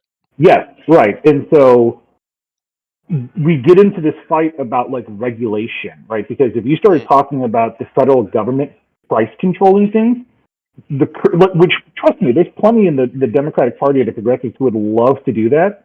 The current GOP would lose their fucking mind and start doing all of the socialism claims and stuff like that, right? Right. We all agree they all suck, dude. We're on the same page. Yeah. But I'm just saying is that like part of the problem that we have right now, I think, is bigger than either Trump or Biden, right? Is that there's a lot of corporate, and so I don't think Trump was this magic bullet that you're. No, he's not. I just said I want an Octavian. I know he sucks. That's not the point. Okay. I'm saying if you have to choose between this suck or that suck, which suck do you choose? I don't like the suck. I don't like the suck either, but if you have no choice. Sandero, I'm getting very uncomfortable. You could do what I do and refuse to validate this fucked up system entirely. That's why I refuse to put because here's what I think. When I go and I look and I say, okay, what is voting? What is it? Yes, it's a duty I'm supposed to go out and pick, and I agree. However, when I do this thing, I now have put down my consent to this government. Yeah. No, I have now consented to what happens. So what's the alternative? I don't consent. The alternative is, unfortunately, it's going to have to crash. And since people won't listen to people like me, and there's millions Isn't it already crashed? who are saying, well, I mean like really crash. who are saying this plane's going down. Everybody agrees we're 35 trillion, whatever it is, dollars in debt. This plane's going down. We can't do this forever. The only solution is to try and land this sucker as gently as possible and do a controlled crash. Oh yeah, but But we can deal until with that we get debt enough easy. people with yes, but it's still going to have to crash. People are still going to have to get hurt. No. What you do is declare war on China, bomb 2 places, and then be done with it. Okay, No, so a I lot of think you Chinese need to- people are still going to get hurt. No. You need to drag a billionaire out of his house kicking and screaming and consume him in public in front of everyone else. And Yeah, that's right. Because if we take all the billionaires' money, that's certainly going to solve the problem. No. I'm not talking about taking their money. I'm talking about scaring the shit out of them to stop doing the shit that they're doing with the finance. That would help. Can I That would help. nominate Charles Schwab? Sure. Well, thank you. I don't care who it is. It can be a quote unquote lefty or righty. Like I don't care. Whoever it is. I think we could get pretty much everybody to agree with Bill Gates. Nobody likes Bill Gates. Sure. Nobody really likes. I wouldn't choose Elon because he'd like it too much. He probably would. He's He'd a be bit like, of a "This is freak. awesome." Yeah, he's a bit of a freak. Yeah. And Zuckerberg, it would feel like animal cruelty because It I'm would not be. sure he's human. I'm I'm not sure. Something's He wrong with doesn't that look guy. human to me. Yeah. But my point I was getting at think is he's the only autistic, solution to to be this current system is to invalidate it as much as possible. I'm not saying do anything crazy illegal, get yourself thrown in a cage, but do what you can to resist it. And the way I do that is many different things. One of them is not voting. I break some laws here or there that I know won't get me thrown in a cage, or I encourage people, if you can get some form of government. I've told you this, Chester. You can get some form of government money or whatever, legally get it, rightfully get it. Everybody else is fleecing the treasury. You might as well too. I would. The reason why, it's not because principally I want that to happen. I would rather we have a system where that's not possible or required. That's very But the Trumpian reason of you. is the people at the top have been waging war on us for decades. Oh, that's And the fair. only way we can really truly hit them back is hit them where it hurts. And where it hurts is in their pocketbooks. I do find it amazingly interesting, Thundera, that we just had been promoting public executions again. That was great. Listen, let's party. You don't participate in all the conversations that Thundera and I have in the Discord. You got me doing high knees right now. I'm Let's busy, party. Ben. I'm I psyched. work a lot. You know my time's I'm different. psyched. You know? It's about time people have gotten on board with my idea of public executions. Oh, thank God. My father used to tell me all the time, we could solve the problems in this country in a week if we just decorated some trees. That's all I'm saying. Yeah. You can make out what that means. There is a whole lot of people who are very evil in this country. Doesn't matter what I political nominate party the they're a tramp part of. stamps? Well, they are a problem. No, like you said, a couple of billionaires. Ben, cover your ears. A couple of Steins and Bergs who run them banks. All A right. couple of them on some trees. Yeah. That'll cover some shit. That'll get people in line. A couple of the race hustlers. Like, there's all kinds. Oh, They're at all definitely. levels. Yeah. Yeah, all races. There's a I whole lot of please get those with barbed wire ropes. people. Oh, goodness gracious. I wanted it painful as possible. Concertina See, wires Chester, come when into I the tell conversation. you, Oh my. you don't live here anymore, so you No, don't I don't. understand. People here are angry, and we're not like let's storm buildings kind of angry. Some of us are. That's stupid. We're just ready for something drastic to happen to these people. We all know, we all agree, have been fucking us. They've been fucking us all. Yeah. I just looked at the other day, just yesterday. I was looking up, for some reason, I was looking up what Jim Carrey used to make in the 90s during his movies. He used to make like $20 million a movie, right, when he was real hot. Sure. And I was curious, what is that in 2024? So let's say 30 years ago, 1994 to now. It has gone up over 100%. He would be making, if he was making $20 million in 1994, it'd be $44 million today. Mm-hmm. That is obscene inflation. That is untenable. Nobody has anybody that you know of doubled their wage in that amount of time? It's pretty No. rare when people just double their wages. Well, I mean, And that is intentional. That can be fixed, but first, the people who have the control of these levers have to be dealt with. That's all I'm saying. well, all things I'm have gotten crazy. I can give a more personal, thing. I bought my Swan sailboat over a decade ago, right? And I spent like almost 90 grand for it, and it's over 30-year-old boat. It's old. It's not new. I had to do a lot of work on it, which I did. So I probably put another 10 grand in it, right? Yep. But I'm happy with my boat. I maintain it. I keep it up. I use it all the time. I use it when I can. And yada yada yada, right? But I could literally, how much do you think I could sell that boat produced in 1991, right? How Oh, much do you think I could sell it for today? I bought it for I don't 90,000, know. right? I don't know about the boat prices, to be honest with you. Well, we're What do you talking think? inflation, right? I could sell that Oh right well, now. I could sell that for $1.5 million. yeah, that's obscene. I've had Obscene. offers of $1 million Now for that. that's awesome for you personally, but the reality of why that's the case is what's obscene. It's And all obscene. these other Yeah. talks about war, this or that, all that stuff's one thing or another. It's terrible. Democrats, Republicans, they're all on board with fucking the lower and middle class. Every single one of them. Doesn't matter what part. Well, not all of them. There's some outliers, but by and large, the parties all on board with it, and they've been on board with it for decades. And the only way that stops is you're not just going to vote that away. The parties are too entrenched. It'd be great if a third party was viable, but it never will be. The system won't let it happen. It just won't. And unfortunately, most of the third parties we have in this country are run by retards. But that's another point. The system won't let it happen. The only way it's going to get better is it's going to have to get a lot worse first. Now, it's going to get worse real slow, like it's been doing. Mhm. Anyway, like I said, the plane's crashing. There's no stopping it now. We're seeing it all over the world now. You're seeing it as the American influence is weakening and waning, which isn't good for the rest of the world, but it's happening because it's happening for real. It's not just because Biden's president. It's not because Trump was president. That's neither here nor there. Our actual real world power is declining. And the reason it's declining is because of mass incompetence at all levels, from the government to the people themselves. Like I was just telling you about my freaking cheeseburger at McDonald's, how Yeah, greed. incompetent they were. And that's what's causing. You know the old man, Ben's favorite guy, Jesus. Oh yeah. He said the love of money is the root of all evil. He's Yeah. talking about greed. Mhm. It's because nothing good can come from that. When you have greed in your heart, you will always go to the lowest common denominator, and usually that means you're going to hurt somebody. Well, usually. dude, when Josephus created Mark, Luke, Matthew, and John, Mhm. when those books were created by that Jew hired by Vespasian, the emperor, he Yep. was a pretty smart dude. Somebody was, Yeah, because it's the truth. he put some good Now, quotes in there, man. the weird thing is the money masters, as I call them, Where's have my have internet high five, Ben? have infiltrated a lot of churches and things, and just the culture in general, obviously. And they've convinced people that the saying is money is the root of all evil. You hear that all the time.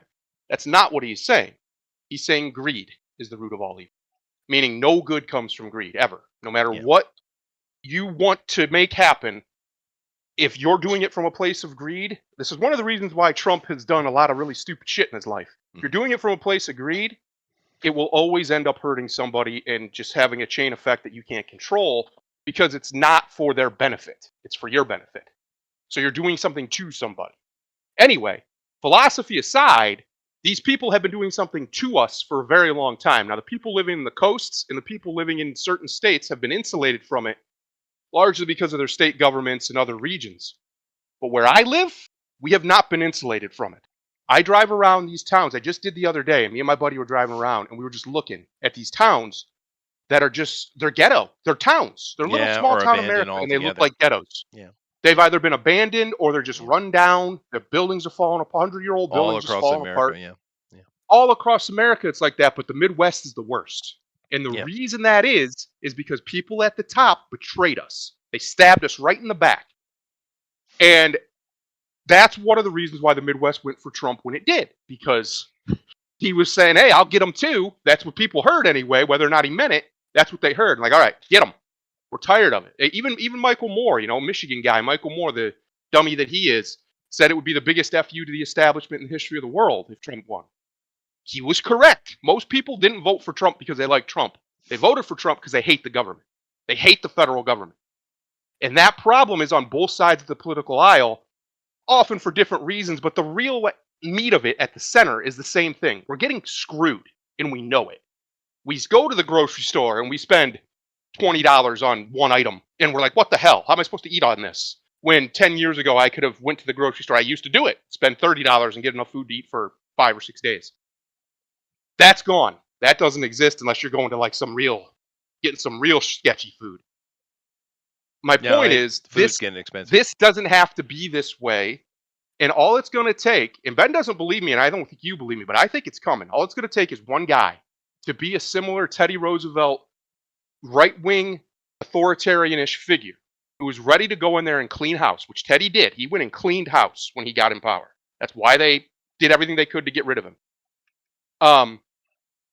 It's going to take one guy who's sincere and the people believe. I think part of Trump's biggest problem is people don't believe him. Because I think what Ben's saying is probably a lot of truth in it. He's very egotistical. It's really about glorifying himself more than it is anything else. And I think a lot of people can sense that, or at least they think they sense that, so they don't believe him. It's just going to take one person. It doesn't have to be a guy. It probably will be, though, if history's any teacher. Do you think it's possible for there to be a left-wing Teddy? Because you said it has to be a right-wing. It was going to be a right-wing Teddy.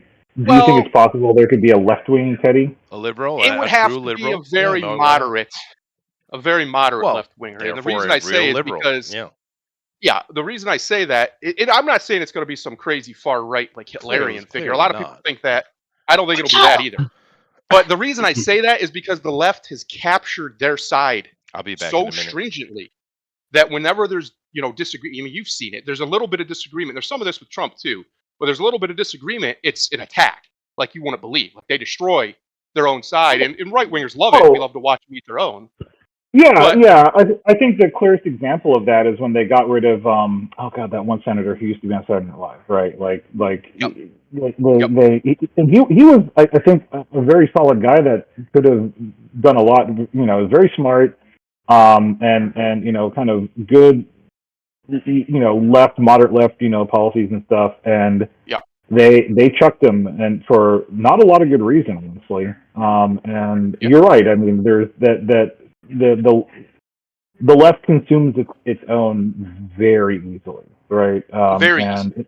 And it's a problem that we have, right? And I think when I say right wing, I don't necessarily mean, because like I've said, and I believe this wholeheartedly, there isn't really a right wing in America. I know far lefties say this too, but I even mean like on a personal level. There's very few actual genuine right wingers under the classical understanding of left and right, because the classical understanding of left and right isn't conservative versus liberal. It's aristocratic versus liberal versus mercantile or whatever you want to call it, laissez-faire. That doesn't really exist, at least not like overtly. Obviously, there's people who exist that way, and they pretend like they don't. But there's no overt like party that says we need more aristocracy or whatever. You know what I mean? So that's what I mean when I say there's no right wing in America, because there just isn't. The GOP they're basically a pseudo-libertarian, and then weirdly very fascistic when it comes to foreign policy. They're a mess. The GOP's a mess. But my point is, when I say a right-winger, I mean somebody like that. Somebody who says, kind of like a Bukele down in, where's he at? El Salvador. Somebody very similar to that, who to the left standards is, especially the far left, the internet left, is a crazy man. He's an evil monster of a guy. But the people love him because he's actually solving the problems they say are problems. He's actually listening to his people and getting rid of the murderers and the drug dealers and the da-da-da-da. He's doing it very brutally, but he's doing it. I think we're going to get to the point where we're going to have, and it's very close to that now, people are tired, man. They're tired of this shit. They're tired of, look at our two people running for president this year, right? We got two 80-year-old guys who barely know where they're even at half the time. They speak a bunch of nonsense and gibberish. And these are our two guys these are the two guys who are going to run one of the two is going to run our country, right? This is going to be one of these two guys. I think people are tired of that. Did you see the Jon Stewart bit for his inaugural return? I thought that was really well done. He got a lot of shit from the left. He got a lot of shit from the left for digging on Biden too much, but like he's right about both of them just being too fucking old. They should be chilling on a beach somewhere, having their grandkids or whatever, great grandkids or whatever the hell, come over and see them. They shouldn't be running countries. That's obscene. No. Yeah. And I think we're at the point. I posted something in there about the late Roman Republic before Caesar rose to power. And I've mentioned this about the Gracchi brothers. The Gracchis were very Trumpian in their day. They were very rich landowners, property developers of their time, basically just making farms and things. And they were listening to their workers. They were listening to the slaves and the workers and the lower classes.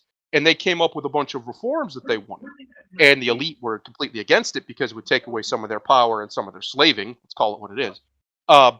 And they didn't want that because they didn't want to reduce their power at all. And eventually they just had the Gracchis killed. They both got executed. However, when Julius Caesar eventually did very similar things as far as he got the lower classes on his side and marched across the river and took Rome as a war hero, when all of that happened, a lot of his reforms, the reforms that the Gracchis wanted, he got in some of them, but then Octavian put in just about all of them.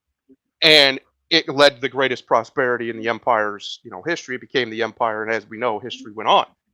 So that's what I say. I think history is very much rhyming. It's hard to even find now, which I find interesting. Me and you have had this conversation before. Trump's original platform back in 2015, the functionaries of it are muddy because he didn't get into details. What a surprise, it's Trump. Yeah. But the ideas were largely the right ideas. It's what most people would agree with if they weren't looking at it from a lens of left versus right or their party versus the other party, this team tribalism nonsense. And that, like when Chester said that Biden took a lot of Trump's rhetoric and just cleaned it up and then just did it again, he did. That's what Build Back Better is. What's the difference between that and Make America Great Again other than semantics? Now, obviously, on the ground level, there's differences, but the functionary of the rhetoric is the same. Because those are common sense things that need to happen, like bringing back manufacturing to some level here. This makes sense. That's just, obviously, that's what needs to happen. Especially for things like chips and pharmaceuticals. Get back to a local economy, dude. That's what we need. So I actually think the reason, back to your original question, this long answer, the reason why I don't think it'll be a left-winger is because I think they're just too ideologically captured, and I think they'll eat them. I don't think they'll let them. Like Bernie, before he sold out, kind of was that guy for them. He was a very populist guy. That's the answer I was waiting for. That's the right answer. Yeah. So I could. You're right. Bernie was that guy. The communist. And well, yes. Yeah. But Bernie talks constantly about wanting to tax the billionaires and get power back to the people and do a lot of that ideology. You might not like the wrapper it's in, and that's fair. But no, Sandera's right that Bernie has a lot of those same kind of talking points and ideologies. And give Bernie credit. I mean, I think he's stays to his ideology a lot more than other politicians do, right? I think the only thing I would criticize him for is I don't think he's tough enough, right? When you talked about the, your want for that guy, he's just, he's not gives him a little. No, he's not that. He gives him. Neither's Trump. Yeah. That's why I won't vote for him. I want that guy. I'm not going to waste my time voting for half measures anymore. I did that. I did that with George Bush. I ain't doing that ever again. As soon as I voted for that idiot, and he stabbed me right in the back, just like Obama did to a lot of his voters. Oh yeah, no, George W. Baby Bush is unforgivable. Yeah. It is unforgivable. Yeah. I will never forgive those assholes for passing up that opportunity with 9/11. I will not. Yep. Now, I know there's a lot of conspiracy around that, and whatever you look at it, I'd say the best thing you got on that conspiracy is that the government saw something happening, they let it happen for their own benefit. Okay, fine. That's about as far as I'll go with it. But beyond, it doesn't matter. Like when it happened, just like Pearl Harbor, when it happened, they had an opportunity. I don't know if you guys are old enough, but I remember that, right? Oh yeah. The whole world was on our side. Do you know the last time that was true? Probably. Oh, well, we could have turned the other cheek as the Protestant country we are, and we could have brought the world together. Imagine if we did the right thing at that moment. Imagine. Yep. I will never forgive those bastards. I will never forgive it. People wanted blood. And no, I get that. Paid the price. But the leader that's the reason why we don't let people seek their own justice. This is why we have a justice system. Is because, you want blood. I get it. Someone murdered your mama. You want them dead. I get it. But the reason why Yep. we put justice in place is to be more noble than your base anger. And the leader, the president of the fucking United States, should be the embodiment of that.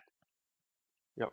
He shouldn't say either you're with us or against us, and then invade countries that had nothing to do with it. He shouldn't do that. No, it pissed me off, dude. Yeah. We had such a great opportunity to turn the other Yeah. cheek and embrace the remember it. world. My God, dude. I remember It the really feeling pissed in me the off. country. I remember the feeling in the country. Obviously, everybody was sad. Like I said, one of my best friends in high school, because I was in high school at the time. My best friend in high school, his aunt was in the Pentagon and got killed. That's where she worked. So I was at a funeral and everything, the whole deal for it. So I remember, though, outside of that, I remember the feeling in the country. I don't even know how to explain it. It was unity. Everybody had the same thought, like son of a bitch, right? Everybody was mad. Everybody was grieving. We all wore the pin. It's something that would not happen now. I don't think anything could happen to cause the American people to feel like that again. I think the division's too deep. I just don't see it. I don't know. But the missed opportunity, right? The missed opportunity. That's exactly.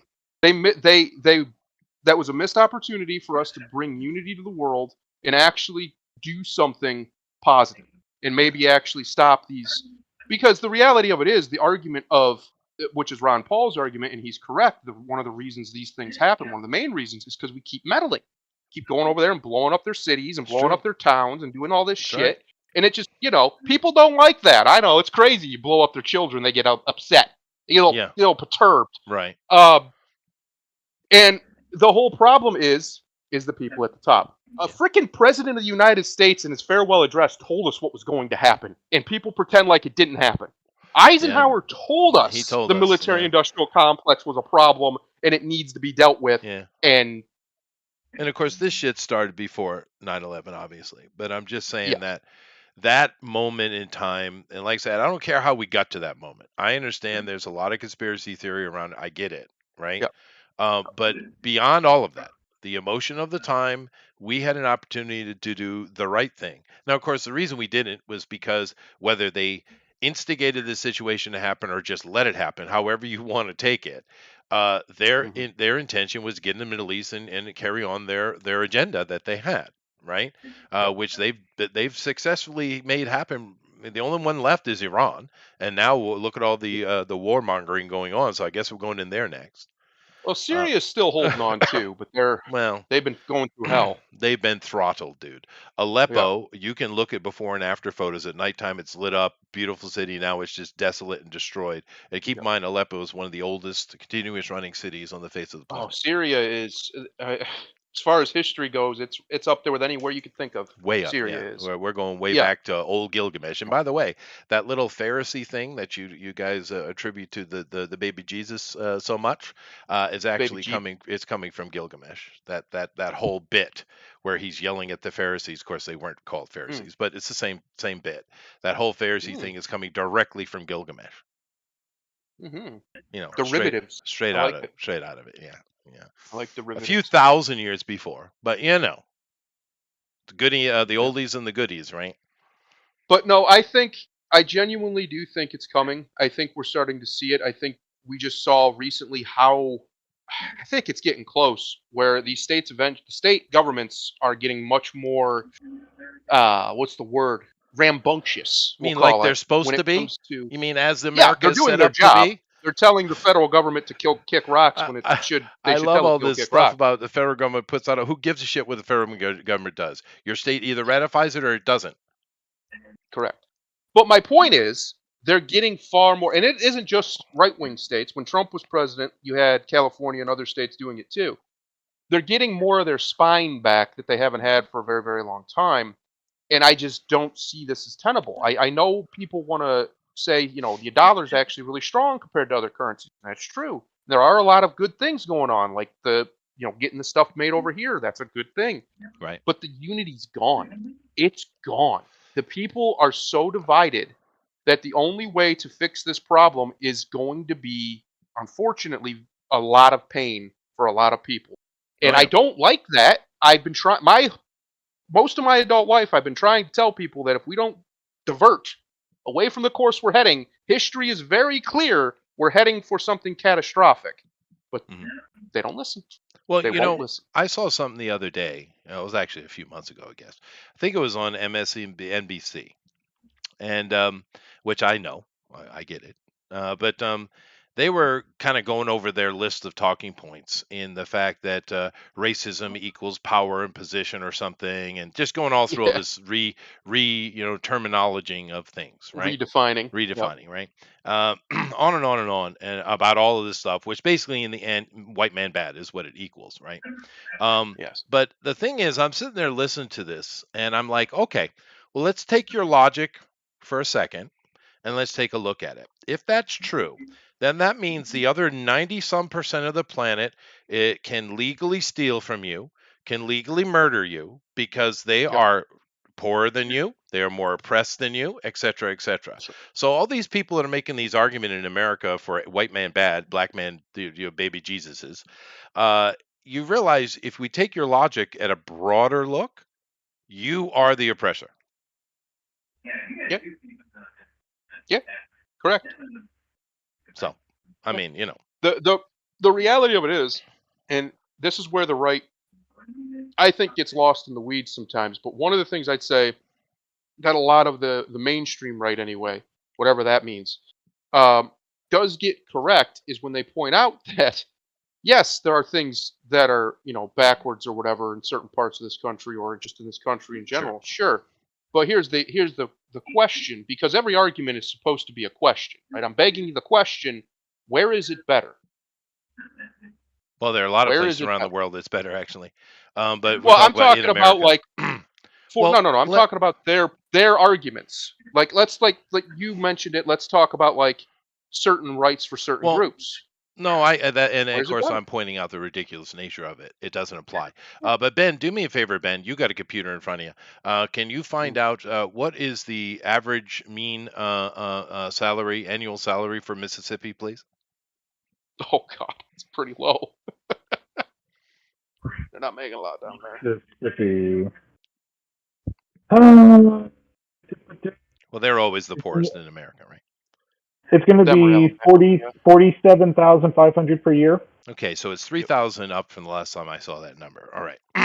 Now, 47,000 a year is the average mean, right?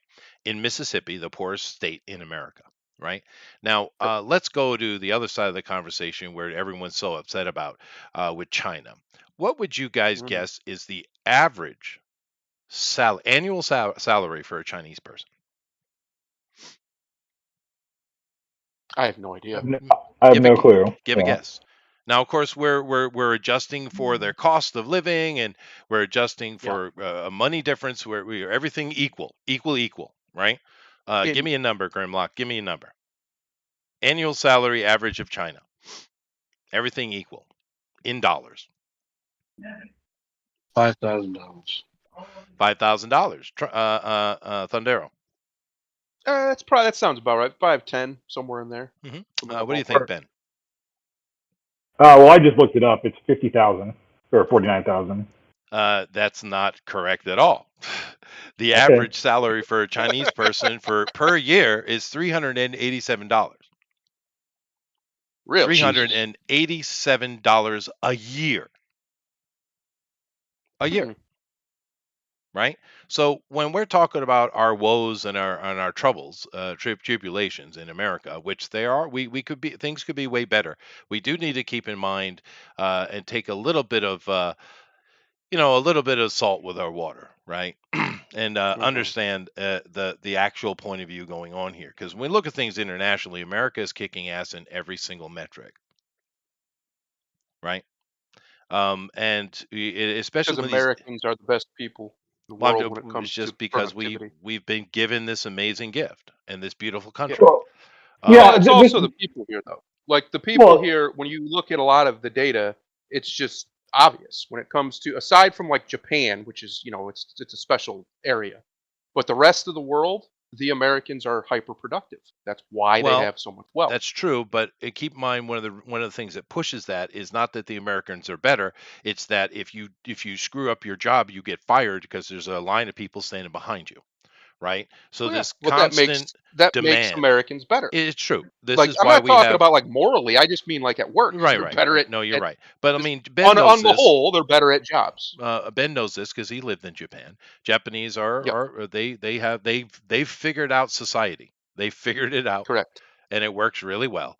But the simple fact of the matter is, if you compare an American to the average to any job, the American to a Japanese, the American is way harder working than a Japanese person, Yes. and it's because of the threat. Or here in Well, it's Japan, it's very also hard to lose your job, and they're kind of, I don't want to use the word lazy, but they're slow as shit. one, Japan's a very old culture. America's a very new culture, very young culture comparatively. It's also the fact that America, a lot of us are coming from stock, if I can use that word, that's been here when there was nothing here. Like, Well, really, the that's America as we think of yeah, it that's true. The is frontier's only about attitude. Yeah, 100 years old, give or take, right? yeah, that's Maybe true. 130, depending how you break it down. Well, A the lot Wild of it just West. Yeah, didn't exist. yeah, Yeah, that's true. and it Yeah. was built by our grandparents or our great grandparents or our great great grandparents. But that same level of like get her done, Get her as Larry done. used to say, The is immigrant still ambition. within. That's true. Yeah, That's it's true. still within the culture, and other cultures are older, they're settled. They don't. It's just not there. It's just not there because it's not. It doesn't need to be. Yeah. But I think you're starting to see that. I think in Gen Z, especially and younger, they have a much less work-oriented mentality than even millennials did, and definitely than Gen X or or the generation before Gen X did. And that is, they're far less Well, motivated yeah. by material wealth Well, Gen X on a was half grand and scheme. half. Let's be fair. Gen X, Well, yeah. because the bad half of Gen X is what's caused all the modern problems.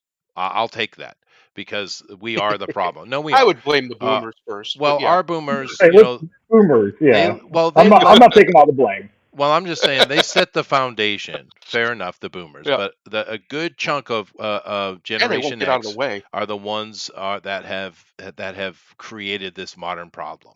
They really have. I was about Well, to a say, lot of don't Gen take away Z the one thing Sundar and I like agree on constantly when we get into arguments, right? It's like we have very few threads that we agree on. We need this, Jack. We need this. What, the Yep. boomers? It's all the boomers' Yeah, the fault? boomers. Boomers are a Yes. whole problem. All right, fine. One, they won't get the hell out of the way, and two, Oh my God, a lot yeah. of the Gen Z kids, and I think a lot of like the millennials now, especially after COVID, have just kind of given up on the rat race in a way Yeah. that They have. we've Yeah. never That's seen true. in America. Yeah. And it's actually probably a good thing because most corporate America is bullshit. But there's going to be a massive cultural shift here once And you've seen a lot Gen of X and subsistent stuff. farming popping up as well, Yep. which is good because And that the brings us and the back to local thinking, which is what we need. yes, and the boomers are gone with their their hoarding of their wealth like we've never seen out of any generation in the history of the world. It's unbelievable. Yeah, Once they all didn't of share that's much. gone, That's true. they still won't. There's whole articles written by boomers you can find where they talk about they're not going to leave anything for their grandkids. They're going to spend it all. It's like, what is wrong with you? I Yeah. just don't understand that mentality personally, but whatever.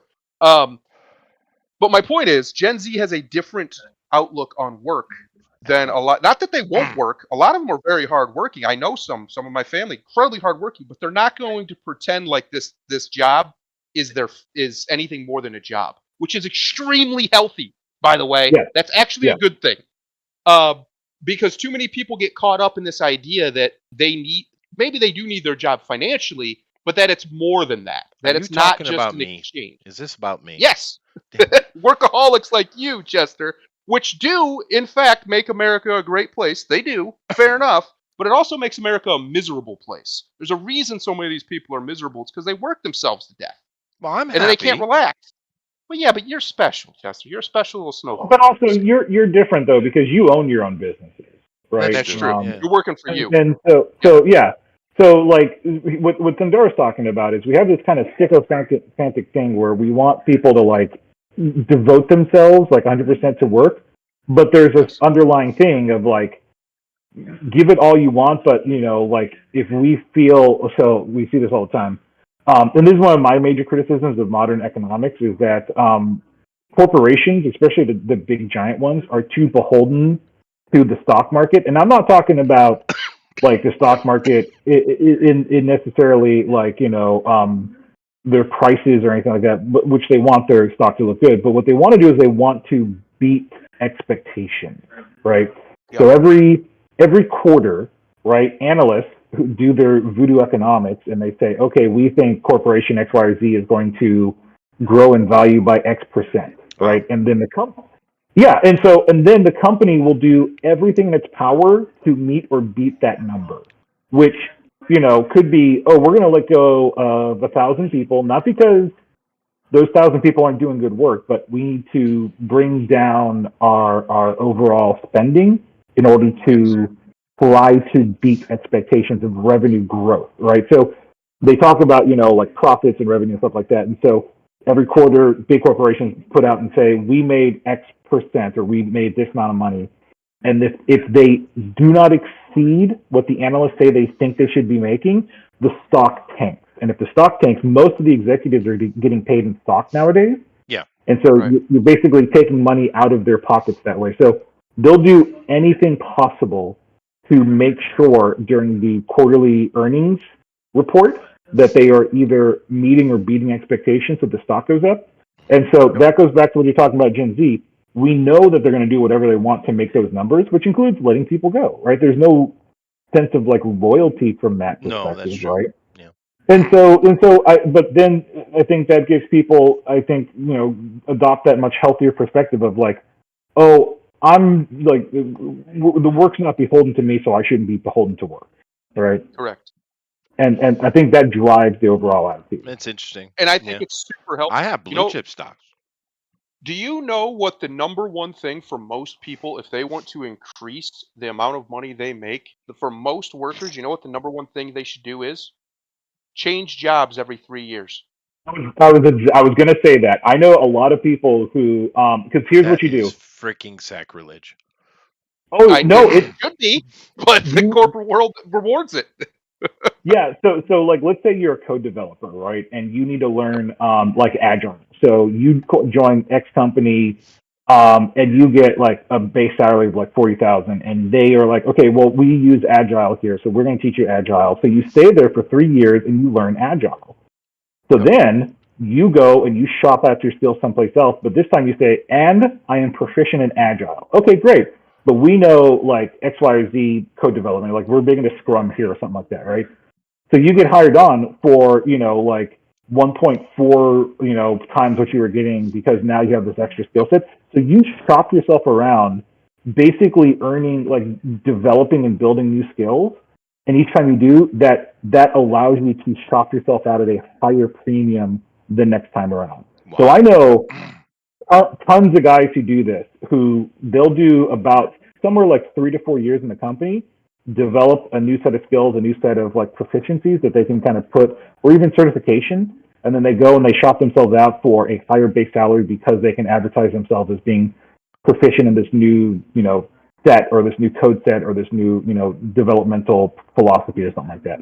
No, Sandero is 1,000% correct on like that is what is the big, I'm the oddity, right? Being 15 years, right? I'm weird compared to like a lot of the other people out there. It shouldn't be that way. It didn't used to be. People used to get their jobs and keep them for a very long time unless, things happened and they had to move or whatever.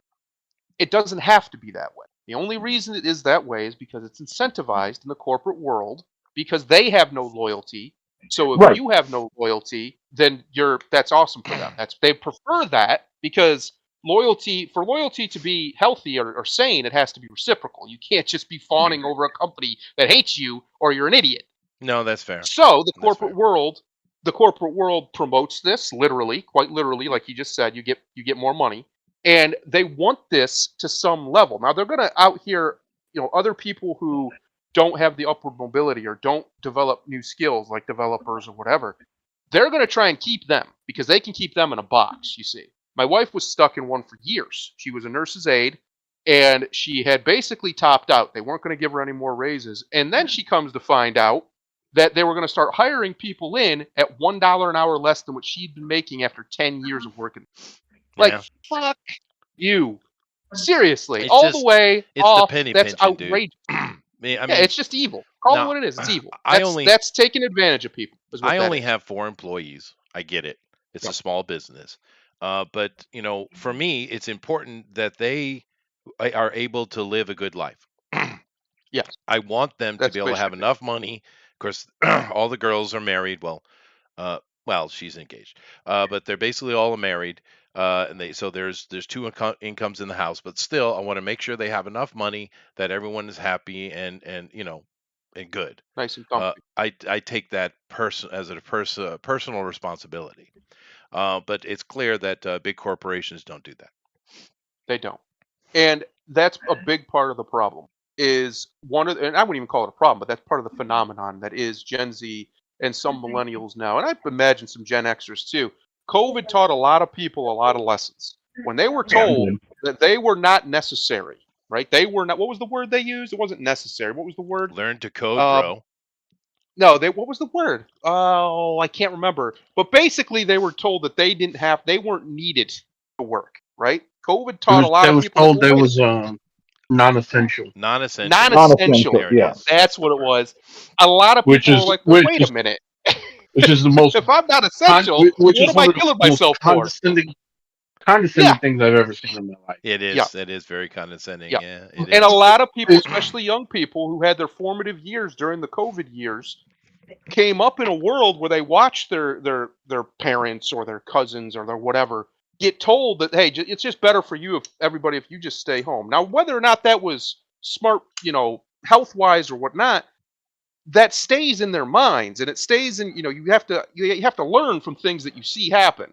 Yeah. They saw disloyalty, and because they saw disloyalty, why in God's, unless they're an idiot, why would you be loyal to somebody who's shown you they're not loyal to you? Yeah, no, Why that's would you fair. do that? That is fair. And of course, a lot of countries didn't do that. Here in Japan, everyone continued going to work, right? I mean, nothing Now, changed regardless, really. like I said, whether or not it was the right policy is, I think it was really stupid, but whether or not it was is irrelevant. The effect that it had on the psyche of the American worker, especially the young worker, was, well, if they can just get rid of me or tell me to stay home, then what am I doing here? Why am I going to bust my ass? That's probably why I can't get a good damn McDonald's burger anymore. Why am I going to bust my ass Yeah, if these companies can just tell me to fuck off at any time and they have no that's a good point. loyalty and there's no That's a fair repercussions? point. Alan Yeah. says 9 to 5 is cap. I know what that means because I watch Abba and Preach. Yeah, I don't. I've said this before. I don't ever want to work for somebody else directly again. I'll No. work directly for my customer or directly for my patron, whatever they happen to be, like in a freelance situation. But as far as like for a company or whatever, no, I don't want to be beholden to anybody else's schedule but my own. As long as my job is done, I'm happy. They should be happy. I'm happy. Yeah, fair Um, enough. I got to ask Grimlock a question though. Grimlock, you represent Oh, the urbanites. Can God. you I explain knew to it. This me? question Well, was can you coming. explain to me why cap me equals bullshit? That's been that way, man. I mean, I'm gonna be honest. It took white people 30 years to figure out cap. Yeah, So Fair that's been enough, but going on since well, what? like the Why? 90s. Like many things, it started with one dude and it just caught on. It's like Yeah, but there must be some logic to it. a lot of times, no, there isn't. It's just like something sounds good. happened and it caught on. It's like, all right, like in New York, in Queens, where you heard somebody say "done." It really started with a dude who had a speech impediment, so every time he would go to say "son," it came out "done," and niggas just rolled with it. Huh. And Interesting. a lot of times it's just no rhyme or reason. It's just like, hey, that kind of sounded cool. Let's roll with it. So, All right. Well, I don't know what it means though. I am hip. and, So Well, and it's also a lot of times when you was young, you would come. You know how it is when you're young. You would come up with code words because you couldn't curse in school or whatever. oh yeah, yeah. oh yeah. Well, I do So, love the one where they kept saying "Okay, Boomer," and immediately in my head was "Okay, Zoomer." yeah, Right. So good on you there. But hold on, I'm not You know done what with one my I like, urbanite Chester? questioning. Hey, God, I got uh-oh. one for you. You know what I like is Well, how everything is fire now. Everything's fire. well, that's an Oh, Have old you one seen though. that? Yeah, but it came that's back. yeah. That's what I'm saying. It comes back. It Okay, comes but back how around. about fat? The PH fat is that back? It'll be back. No, Yeah, It'll be back. that never left. they never It left. Yeah. just Yeah. Yeah. But I do have a question though. Seriously, um, I see these channels that has a bunch of urbanites on it, and they're watching old white people music and being Yeah, shocked that white people could actually do music. yeah, Explain this to me. that's a bubble. Well, no, I'm gonna be honest. That's a great thing. I've been saying that because there's a lot of because look, let's just be honest. Ah, A thank you. lot of a lot of black households, especially like after my generation, because my generation was like I think the early millennials was like the last generation where you could turn on the radio and hear everything. Where towards the '90s, like you had all it up until Bill Clinton and that terrible fucking FCC bill, um, Mm. the telecommunications bill. I mean, um, where you could turn on any radio station in New York and you could hear Madonna, Prince, Run DMC, Aerosmith all on the same channel. Sure. By the time a lot of these kids came up, that went away.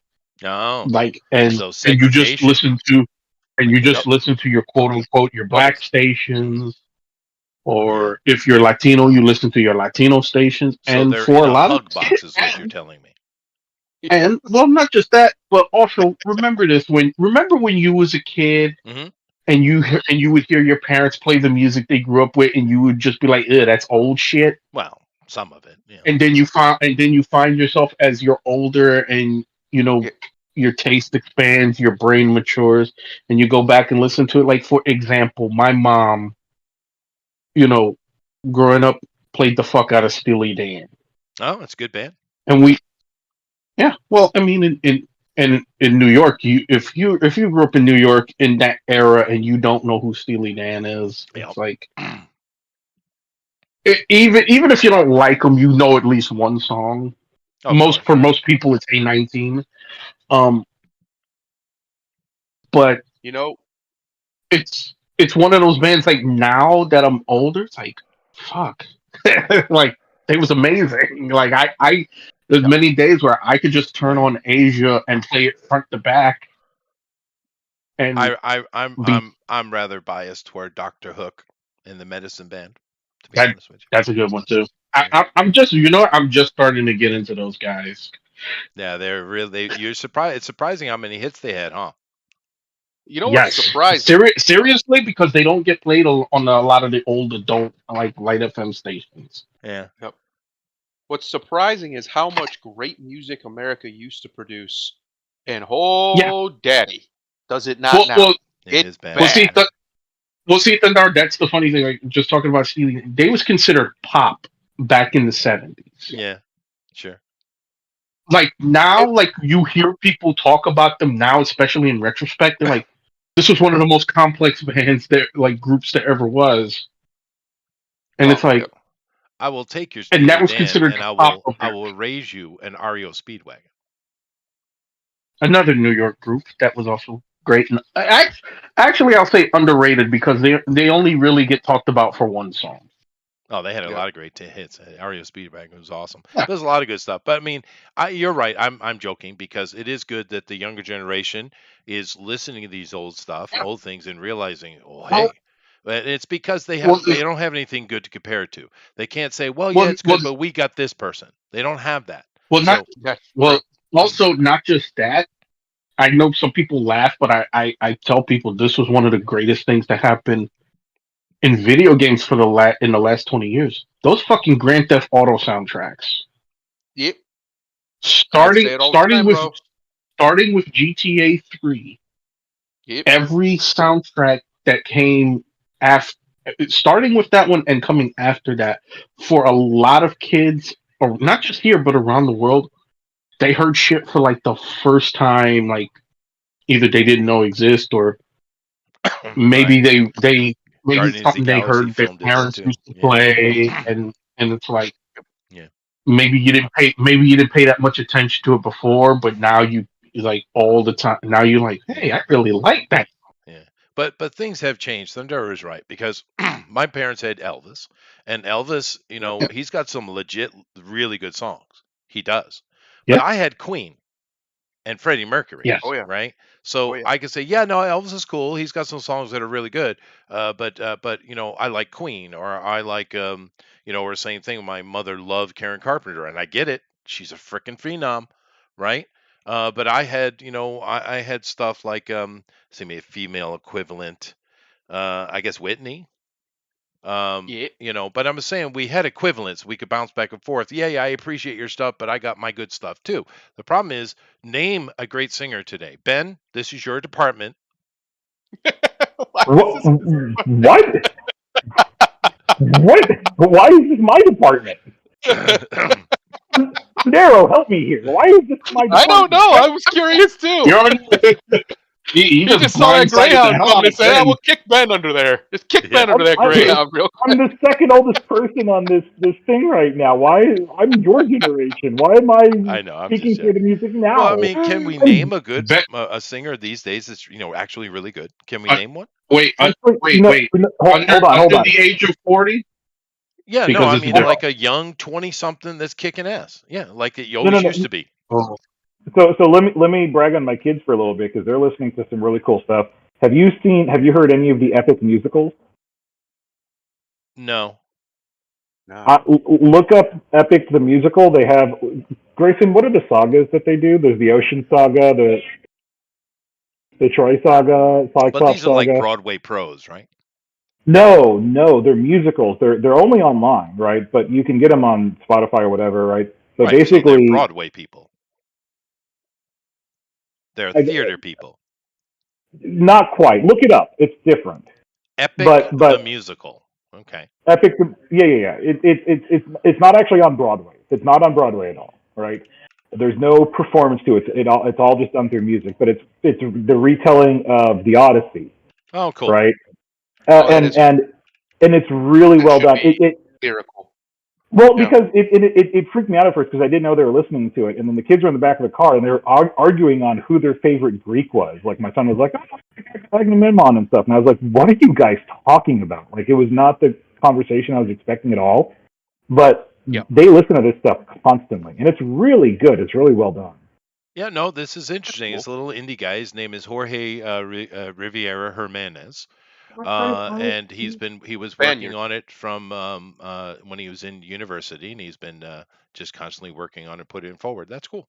Yeah. So this is a I've been European saying it for indie years. work. Nice. I've been saying it for years that video game music is the music that's See, going you to be could answer the question. in 500 years from now, when people are talking about the music of the era. I think a lot of it's going to be from video games. I mean, just Yeah. think about every single person in here, without me even saying the tune, knows Mario's theme song immediately. Sure. of That course. doesn't go Yeah. away. That's a really good point, Sandero. I think we're just now starting to see how much video games are going to influence like a lot of culture. So Yeah. here's a really good example. I read a lot. Do you know like what the most popular? I don't know if I'd say the most popular, but one of the most popular current genres in literature is right now What? lit RPGs. And this is basic. It's the literary equivalent of an isekai, right? Where people are. It's like It's a fantasy novel, but someone's like sucked into like a fantasy game, and they see things like Right. in the book are the game mechanics, Yeah, right? yeah. And this is because the gaming generation is getting older or whatever, and we're doing more reading, and we're seeing the stuff that we grew up with in different media other than just video games. No, you're right. Yeah. My kids watch a couple of those, Ben. Actually, there's something that's adjacent to that. It's not quite getting sucked into the video game, but it is adjacent. That Goblin Slayer, clearly a big D&D fan made that. Oh yeah. So obvious. Yeah. So people like to read. I'd highly recommend He Who Fights with Monsters. That's a really good lit RPG about an Australian who's kind of sucked into a fantasy world, and it's not that he's in a video game, but in order for him, because he's a big gamer in like the normal world, so the magic around him puts things in a way that he can understand them, and so he sees things in video game mechanic terms. Not that they Right. actually are in a video game, but the magic in order for him to adapt to the world, translates things into video game mechanics for him to understand it, right? And it's a really well done series, so I'd highly recommend it. I can't remember the name of it, but back in the 80s, there were a couple of things that were similar. There was the Black Horse comic that did something similar to that. There was a novel that came out where a guy was dying of leprosy, I think, in the hospital. And in his dreams, he went to this fantasy world where he was heroic. I don't remember that book, but it's not an entirely new genre, but you're right, there is quite a bit of it. Let's see here. Roger says, what category would Stevie Wonder be in today? Overrated. Blind. Oh. Well, here's the question. I got the question. On the stack, on what they call the progressive stack, does blind trump black? Like, would he be considered blind first, or would he be considered black first? Huh? I don't know. Don't really care. But I know that I'd take Ray Charles any day over Stevie Wonder if we want to get into the blindies. But if we'd rather just stick with black R&B, give me Luther Vandross any day. The Black Pop Variety. Dude, yes. Luther's badass, man. Oh yeah. I always tell people if you want to see, yeah, he actually. It seems like after he passed, like there are. You talk about young up and coming, singers, especially on the male side. It just seems so fucking barren.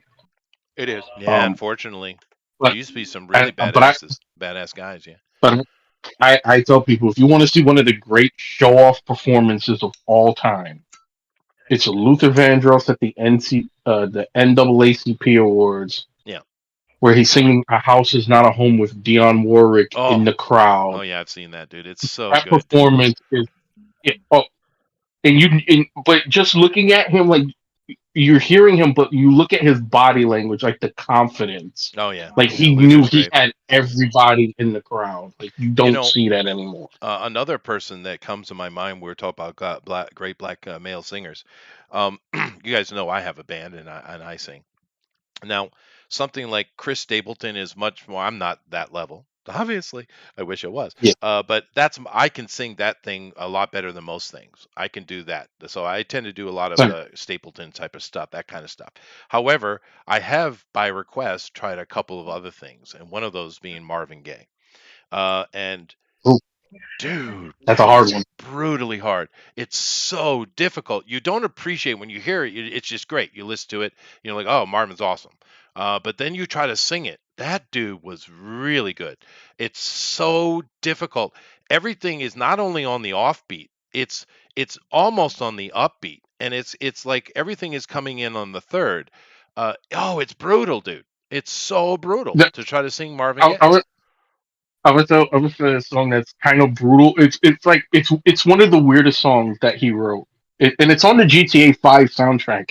Strangely enough, it's a song called "When Did You Stop Loving Me." It's a song about his first divorce, but the way he sings, it's like I don't know if I should feel miserable or get up and dance. It's like, yeah. No, the one I sang was the protest song, of course. But yeah, he shows you his skill level. That guy was impressive. But there used to be a lot of really good male singers, black male singers, and white ones too. I just don't see them. What you're saying right there with the male singers, I think we're already starting to see them come up, but they're younger than we expect. Like they're in their early 20s, and they're not. They haven't quite broken through because right now in music, there's an obvious glass ceiling for masculine sounding singers. They're not allowed to get too big for whatever reason. They're not promoted like some of the other ones are. But I'm starting to see a groundswell because remember I complained about this probably a year ago that all the singers sound like chicks, even the guys. Where's the baritones and the basses at? Where they at? No, I know. And Ben, close your ears. Now. This will upset you. We have that Maroon 5 jackass, and then the other one, the big hit that makes all the money, and I know this is going to upset Ben, Ed Sheeran. Yeah. Now I understand. Yeah. I appreciate the hustle of Ed. I do, but that guy sucks balls, man. He sucks. Why was it right? Sorry, Ben. Ben's like, why you keep including me in this? I'm just trying to live my life, man. You tell me Ed Sheeran doesn't get played in your house, Ben? No, Really? no. I listen mostly to like I get a feeling AC/DC. Ben's blasting old I'm not Boston talking about albums. you. I'm talking about the wifey, dude. What? Yep. See, No. yeah, I win. I'm just. But I messing with think you, you're dude. going to start to see it happen just naturally because it's been what 30 years since we've had a genuine revolution in the music industry. Yeah, it's with, been a while, grunge hasn't it? music Yeah. and stuff. I think we're well past overdue, and I think well besides obviously the internet, the ridiculousness that it's unleashed. But Well, I think Ben you're going to Shapiro start to had a see. #1 hit, so. Oh my God! Yeah, Yeah, sure. exactly. I think we're going to start to see. Yeah, they're just listening to how competency win low out. the bar is right now. That's my point. Yeah, I think we're going to start to see the competency win out, and we're going to start to see the return of, some of these more masculine sounding singers. Because we talk about Pavarotti, but even Oh, not he even was just awesome, him, just dude. in general, who is like in the mainstream, right at that upper echelon? Is there even a single baritone that you can name? Nah, I Just a haven't heard one. baritone. Yeah. None. I'll say none under the age of 40. That's my whole point. Like none under the age. Exactly. Ben, all And I joking think aside, that's changing. who do you listen to now? Well, what do you guys listen to? Actually, I wanted you to settle an argument that Beck and I've had our entire relationship. Sure. Aerosmith versus. Let me get out. Aerosmith versus Rolling Stones. Oh, Aerosmith any Ooh. day. Any day. Any day. As far as Ooh. singing ability, as far as just raw charisma and entertainment, Rolling Stones. Yeah. I mean, it depends on how you're looking at it. Yeah. I've always phrased it that Aerosmith I think has a larger breadth of music to go with, right? Of consistent quality, but I don't think they ever reach the pinnacles that Rolling Stones do on a per song basis. You're right. You're 100% right. And I'll put it this way: I would never even attempt to sing a Aerosmith song, but I sing a lot of Rolling I would Stones hope songs. not. But also That would Rolling destroy Stones, your throat. especially early on, Rolling Stones is way more bluesy than Aerosmith. Like I don't even know if I could. My favorite my is God. Brown Sugar. My wife has just put on audio crack for women on the TV. Uh-oh. Oh God. Have you listened to the unplugged Aha version on I'm sorry, Take Me On, the unplugged Take Me On. Take on me. No. Take on Me by Yeah, Take Aha. On- No, Yeah, I but haven't. it's- It's probably good though. It is crack for women.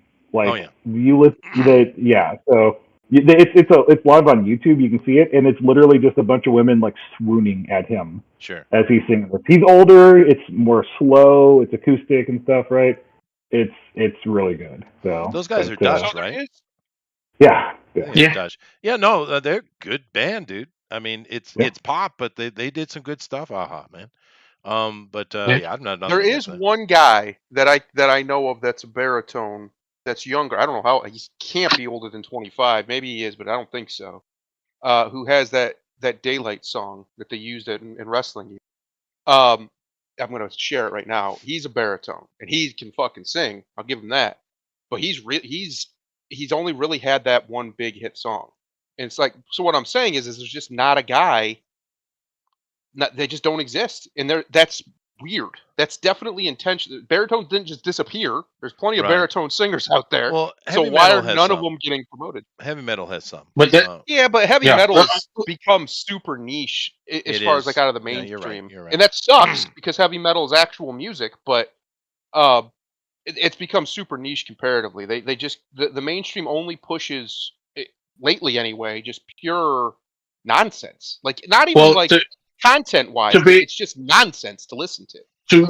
To be honest, the metal by and large, the metal fans actually like that it's become more niche because That's true. they Got it hated back.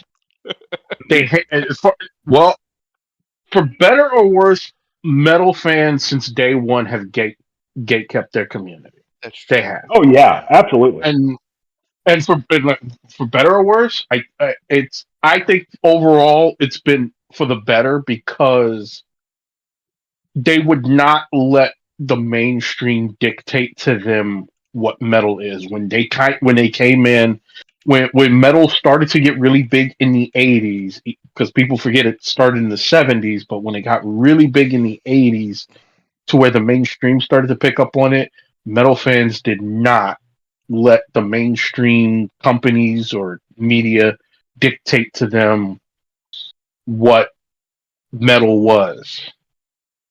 It's how it's like how the big four in America was selling platinum records with no media push. Well, and I've always considered metal to be sort of like horror movies as sort of a niche genre that Yeah, it's so especially you can Alice. call it right. You can call it metal, and we all understand it. But like, there's several different like subgenres of it, and it's all very insular in that regard. And it's the same way with horror films, right? There are people who are horror fans, but they segment heavily within that genre. Yeah. I'll say this: I think they've gotten a little too ridiculous with the subgenres in metal. I think Yeah. I think Like certain the genders. autists in the community has too much time on their hands. But There's a slight variance in that. Oh, that's a whole new kind. Like, whoa, calm down. But one thing with metal is that there is something for everybody, and Yep. And the funny thing is, it's one of those things where metal and strangely reggae music are the only two genres that are huge internationally, but in America niche. Yep. Like metal bands could go any fucking where in the world, anywhere in the world outside of America and sell out huge freaking stadiums. Oh yeah, that's but true. Here it's like they're doing fucking dive bars, which is hilarious. Well, So I saw one metal band and the singer actually sings. I don't like the growling crap. You can have it like as a background accent, but it was actual metal singer. They all kind of do the faint face painting like Alice did, or Kiss and stuff like that. And I can't remember the name of them. The singer's okay, but the frickin' rhythms and harmonic melodies that the band is putting out are really good, really really good. It's unique. I wish I could remember their name. um but I was really impressed with the beat that they were putting down. The riffs were really really good. Yeah. So I mean, there is some good stuff in metal coming out, but in general music, especially pop but even music, still with is hurting. even with them, a lot of old dogs still Oh yeah, like the dominant voices. It's dude, like I saw the fact that the Scorpions are still touring. Right. Well, dude, I saw Iron At Maiden this tour a stage. few years ago in South America. They're killing it. Yeah, they're touring this year too. Unbelievable. But yeah, no. Well, I can't think we're all waiting for music to have something interesting come out. Now, Ben, there was some years ago, there was a guy who came out and he was definitely doing John Morrison style thing, and they were popular for like a minute, and then they went away. And I was kind of curious why, because yeah, sure, it's kind of old style, but they were retro, but they sounded great. What was that band? It's a few years back. Very, very John Morrison and the Doors type of take. Very much T Yeah, talking Rex. about the Black Keys. No, God, no. No, I can't. They were even dressing like that. He even had like the open shirt and the paisley shirts and all that kind of stuff. I can't remember the name. They were hot for a minute. They're like a one-hit wonder type. But I was like, that's pretty good. And then boom, gone. No one remember them? No. Yeah. Uh, Oh well. Anyway, but time to me doesn't run. It think- could have been a decade ago for all I know. like I said to start a lot of this conversation here, I do think it'll be video game music, and the reason I think that is because it's largely uncorrupted, right? We don't have a huge Leviathan industry like the music industry holding things down and gatekeeping the shit out of it. Yeah. It's just whatever is. Typically, it's for a hit game, but not always. Sometimes video game soundtracks bust out on their own. Listen, they're quite epic. Some of them actually. Yeah, that's my point. Is they have a scale to them that modern popular music doesn't have anymore. There was a time when it did, but it just doesn't. It's very base. A lot of it. It's really lowbrow and like there's just not this grandiosity to it Mhm. anymore. Right. And I think that's why the video games are going to last. Those sounds are going to last probably as long as humans exist. Oh, Kind of well, like maybe. classical They're music and certainly stuff. popular. Just I forever. do need Yeah. to go to work, so I have to end it. So I'm going to ask a final question before we end today. Since we're talking Uh-huh. about soundtracks, let's go to movie soundtracks and ask, what is your favorite movie soundtrack? I will go first. Rockstar. Ooh. That Ooh, soundtrack was badass, dude. soundtracks. Grimlock. Oh damn. And Ben, it better not be Blue's There's Clues. a lot I could actually pick from that are like really favorites of mine. That is a tough one. I'm gonna There's a lot of good I'm gonna go cheap here because it would be hard for me to pick all of them. I'm going with the Highlander soundtrack Oh, you okay. prick. because Bye. Okay. That's No, what I was gonna go. That's a good with. one. It's a good one, dude. Well, you can catch on the same idea, dude. Just go Flash Gordon. Yeah. True. Yeah. It's really you gotta But there's almost go some- back. I mean, especially- The Crow. there's some That's modern classic. ones, but those Bloodsport. '80s ones, man, some of those '80s soundtracks were just Really stupid. good. They were Yeah. stupid. I could say Smokey and the Bandit because I'm gonna be honest. Yeah. Jerry Reed is the reason I listen to country music. The Yeah, Snowman. That's cool. You're not a Smokey and the Dwight Bandit. Yoakam dude. He's all right, but if you give me a choice between Dwight Yoakam and Jerry Reed, I'm taking Jerry Reed all day.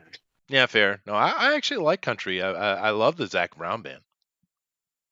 Yeah, Oh, right. they're They're amazing. old school. Ben, best soundtrack. Like Thundero well, second. I got like two picks. I could either go like Back to the Future or Grosse Pointe Blank. Oh, Grosse dude, Pointe Blank had a killer soundtrack. that is a dude. good choice. Out of nowhere. Yeah, Good. yeah. 10 Grosse points. Pointe Those are Blank. really good ones. Now that I is just a good soundtrack. remember because like some movies would have like one or two good songs on their soundtrack, unless you're doing something like you said, like Highlander or Flash or something like that. But I just remember Grosse Pointe Blank had the most variety of artists, right? Because it's like Highlander and Flash kind of cheating because it's all just Queen. They do banger stuff, right? But like Grosse Pointe Blank had the most variety of artists, and having each one of those songs on that album being an absolute banger. Yeah, no, Alan, I'm not talking about stuff like that. If we talk about stuff like that, well, it's freaking Star Wars and Williams. I mean, that's not what I mean. Yeah. I mean, actually, a Yeah. soundtrack with a bunch of songs on it. Yeah. Not a score. Yeah. I mean, Yeah. honestly, for modern things, you give me the original Guardians of the Galaxy. That had a great soundtrack. Yeah, that's pretty Oh, good. man. I'm gonna throw a curveball, and it's just because it's my wife's favorite. So because Grimlock took mine, so I'm gonna use my wife's. My wife's favorite is Queen of the Damned. The Queen soundtrack of for the Queen Oh, of the that's a Damned. good one too. I've That is a seen good that one. I movie. literally recently, I don't know, maybe a year or two ago, I bought because she used to have it back in the day, and that she listened to it so much she ruined the disc. So I found it on Amazon. Somebody was selling it for a lot of money, and bought it for her. Huh. Thundero, I posted what I predict to be your favorite song from the Epic musical stuff, right? So knowing what I know of you and listening to all of the Epic musical stuff, Drop of Golden Delicate, son. Me. That's me. I predict this will be your favorite song. So give it a listen and let me know what you think. I will.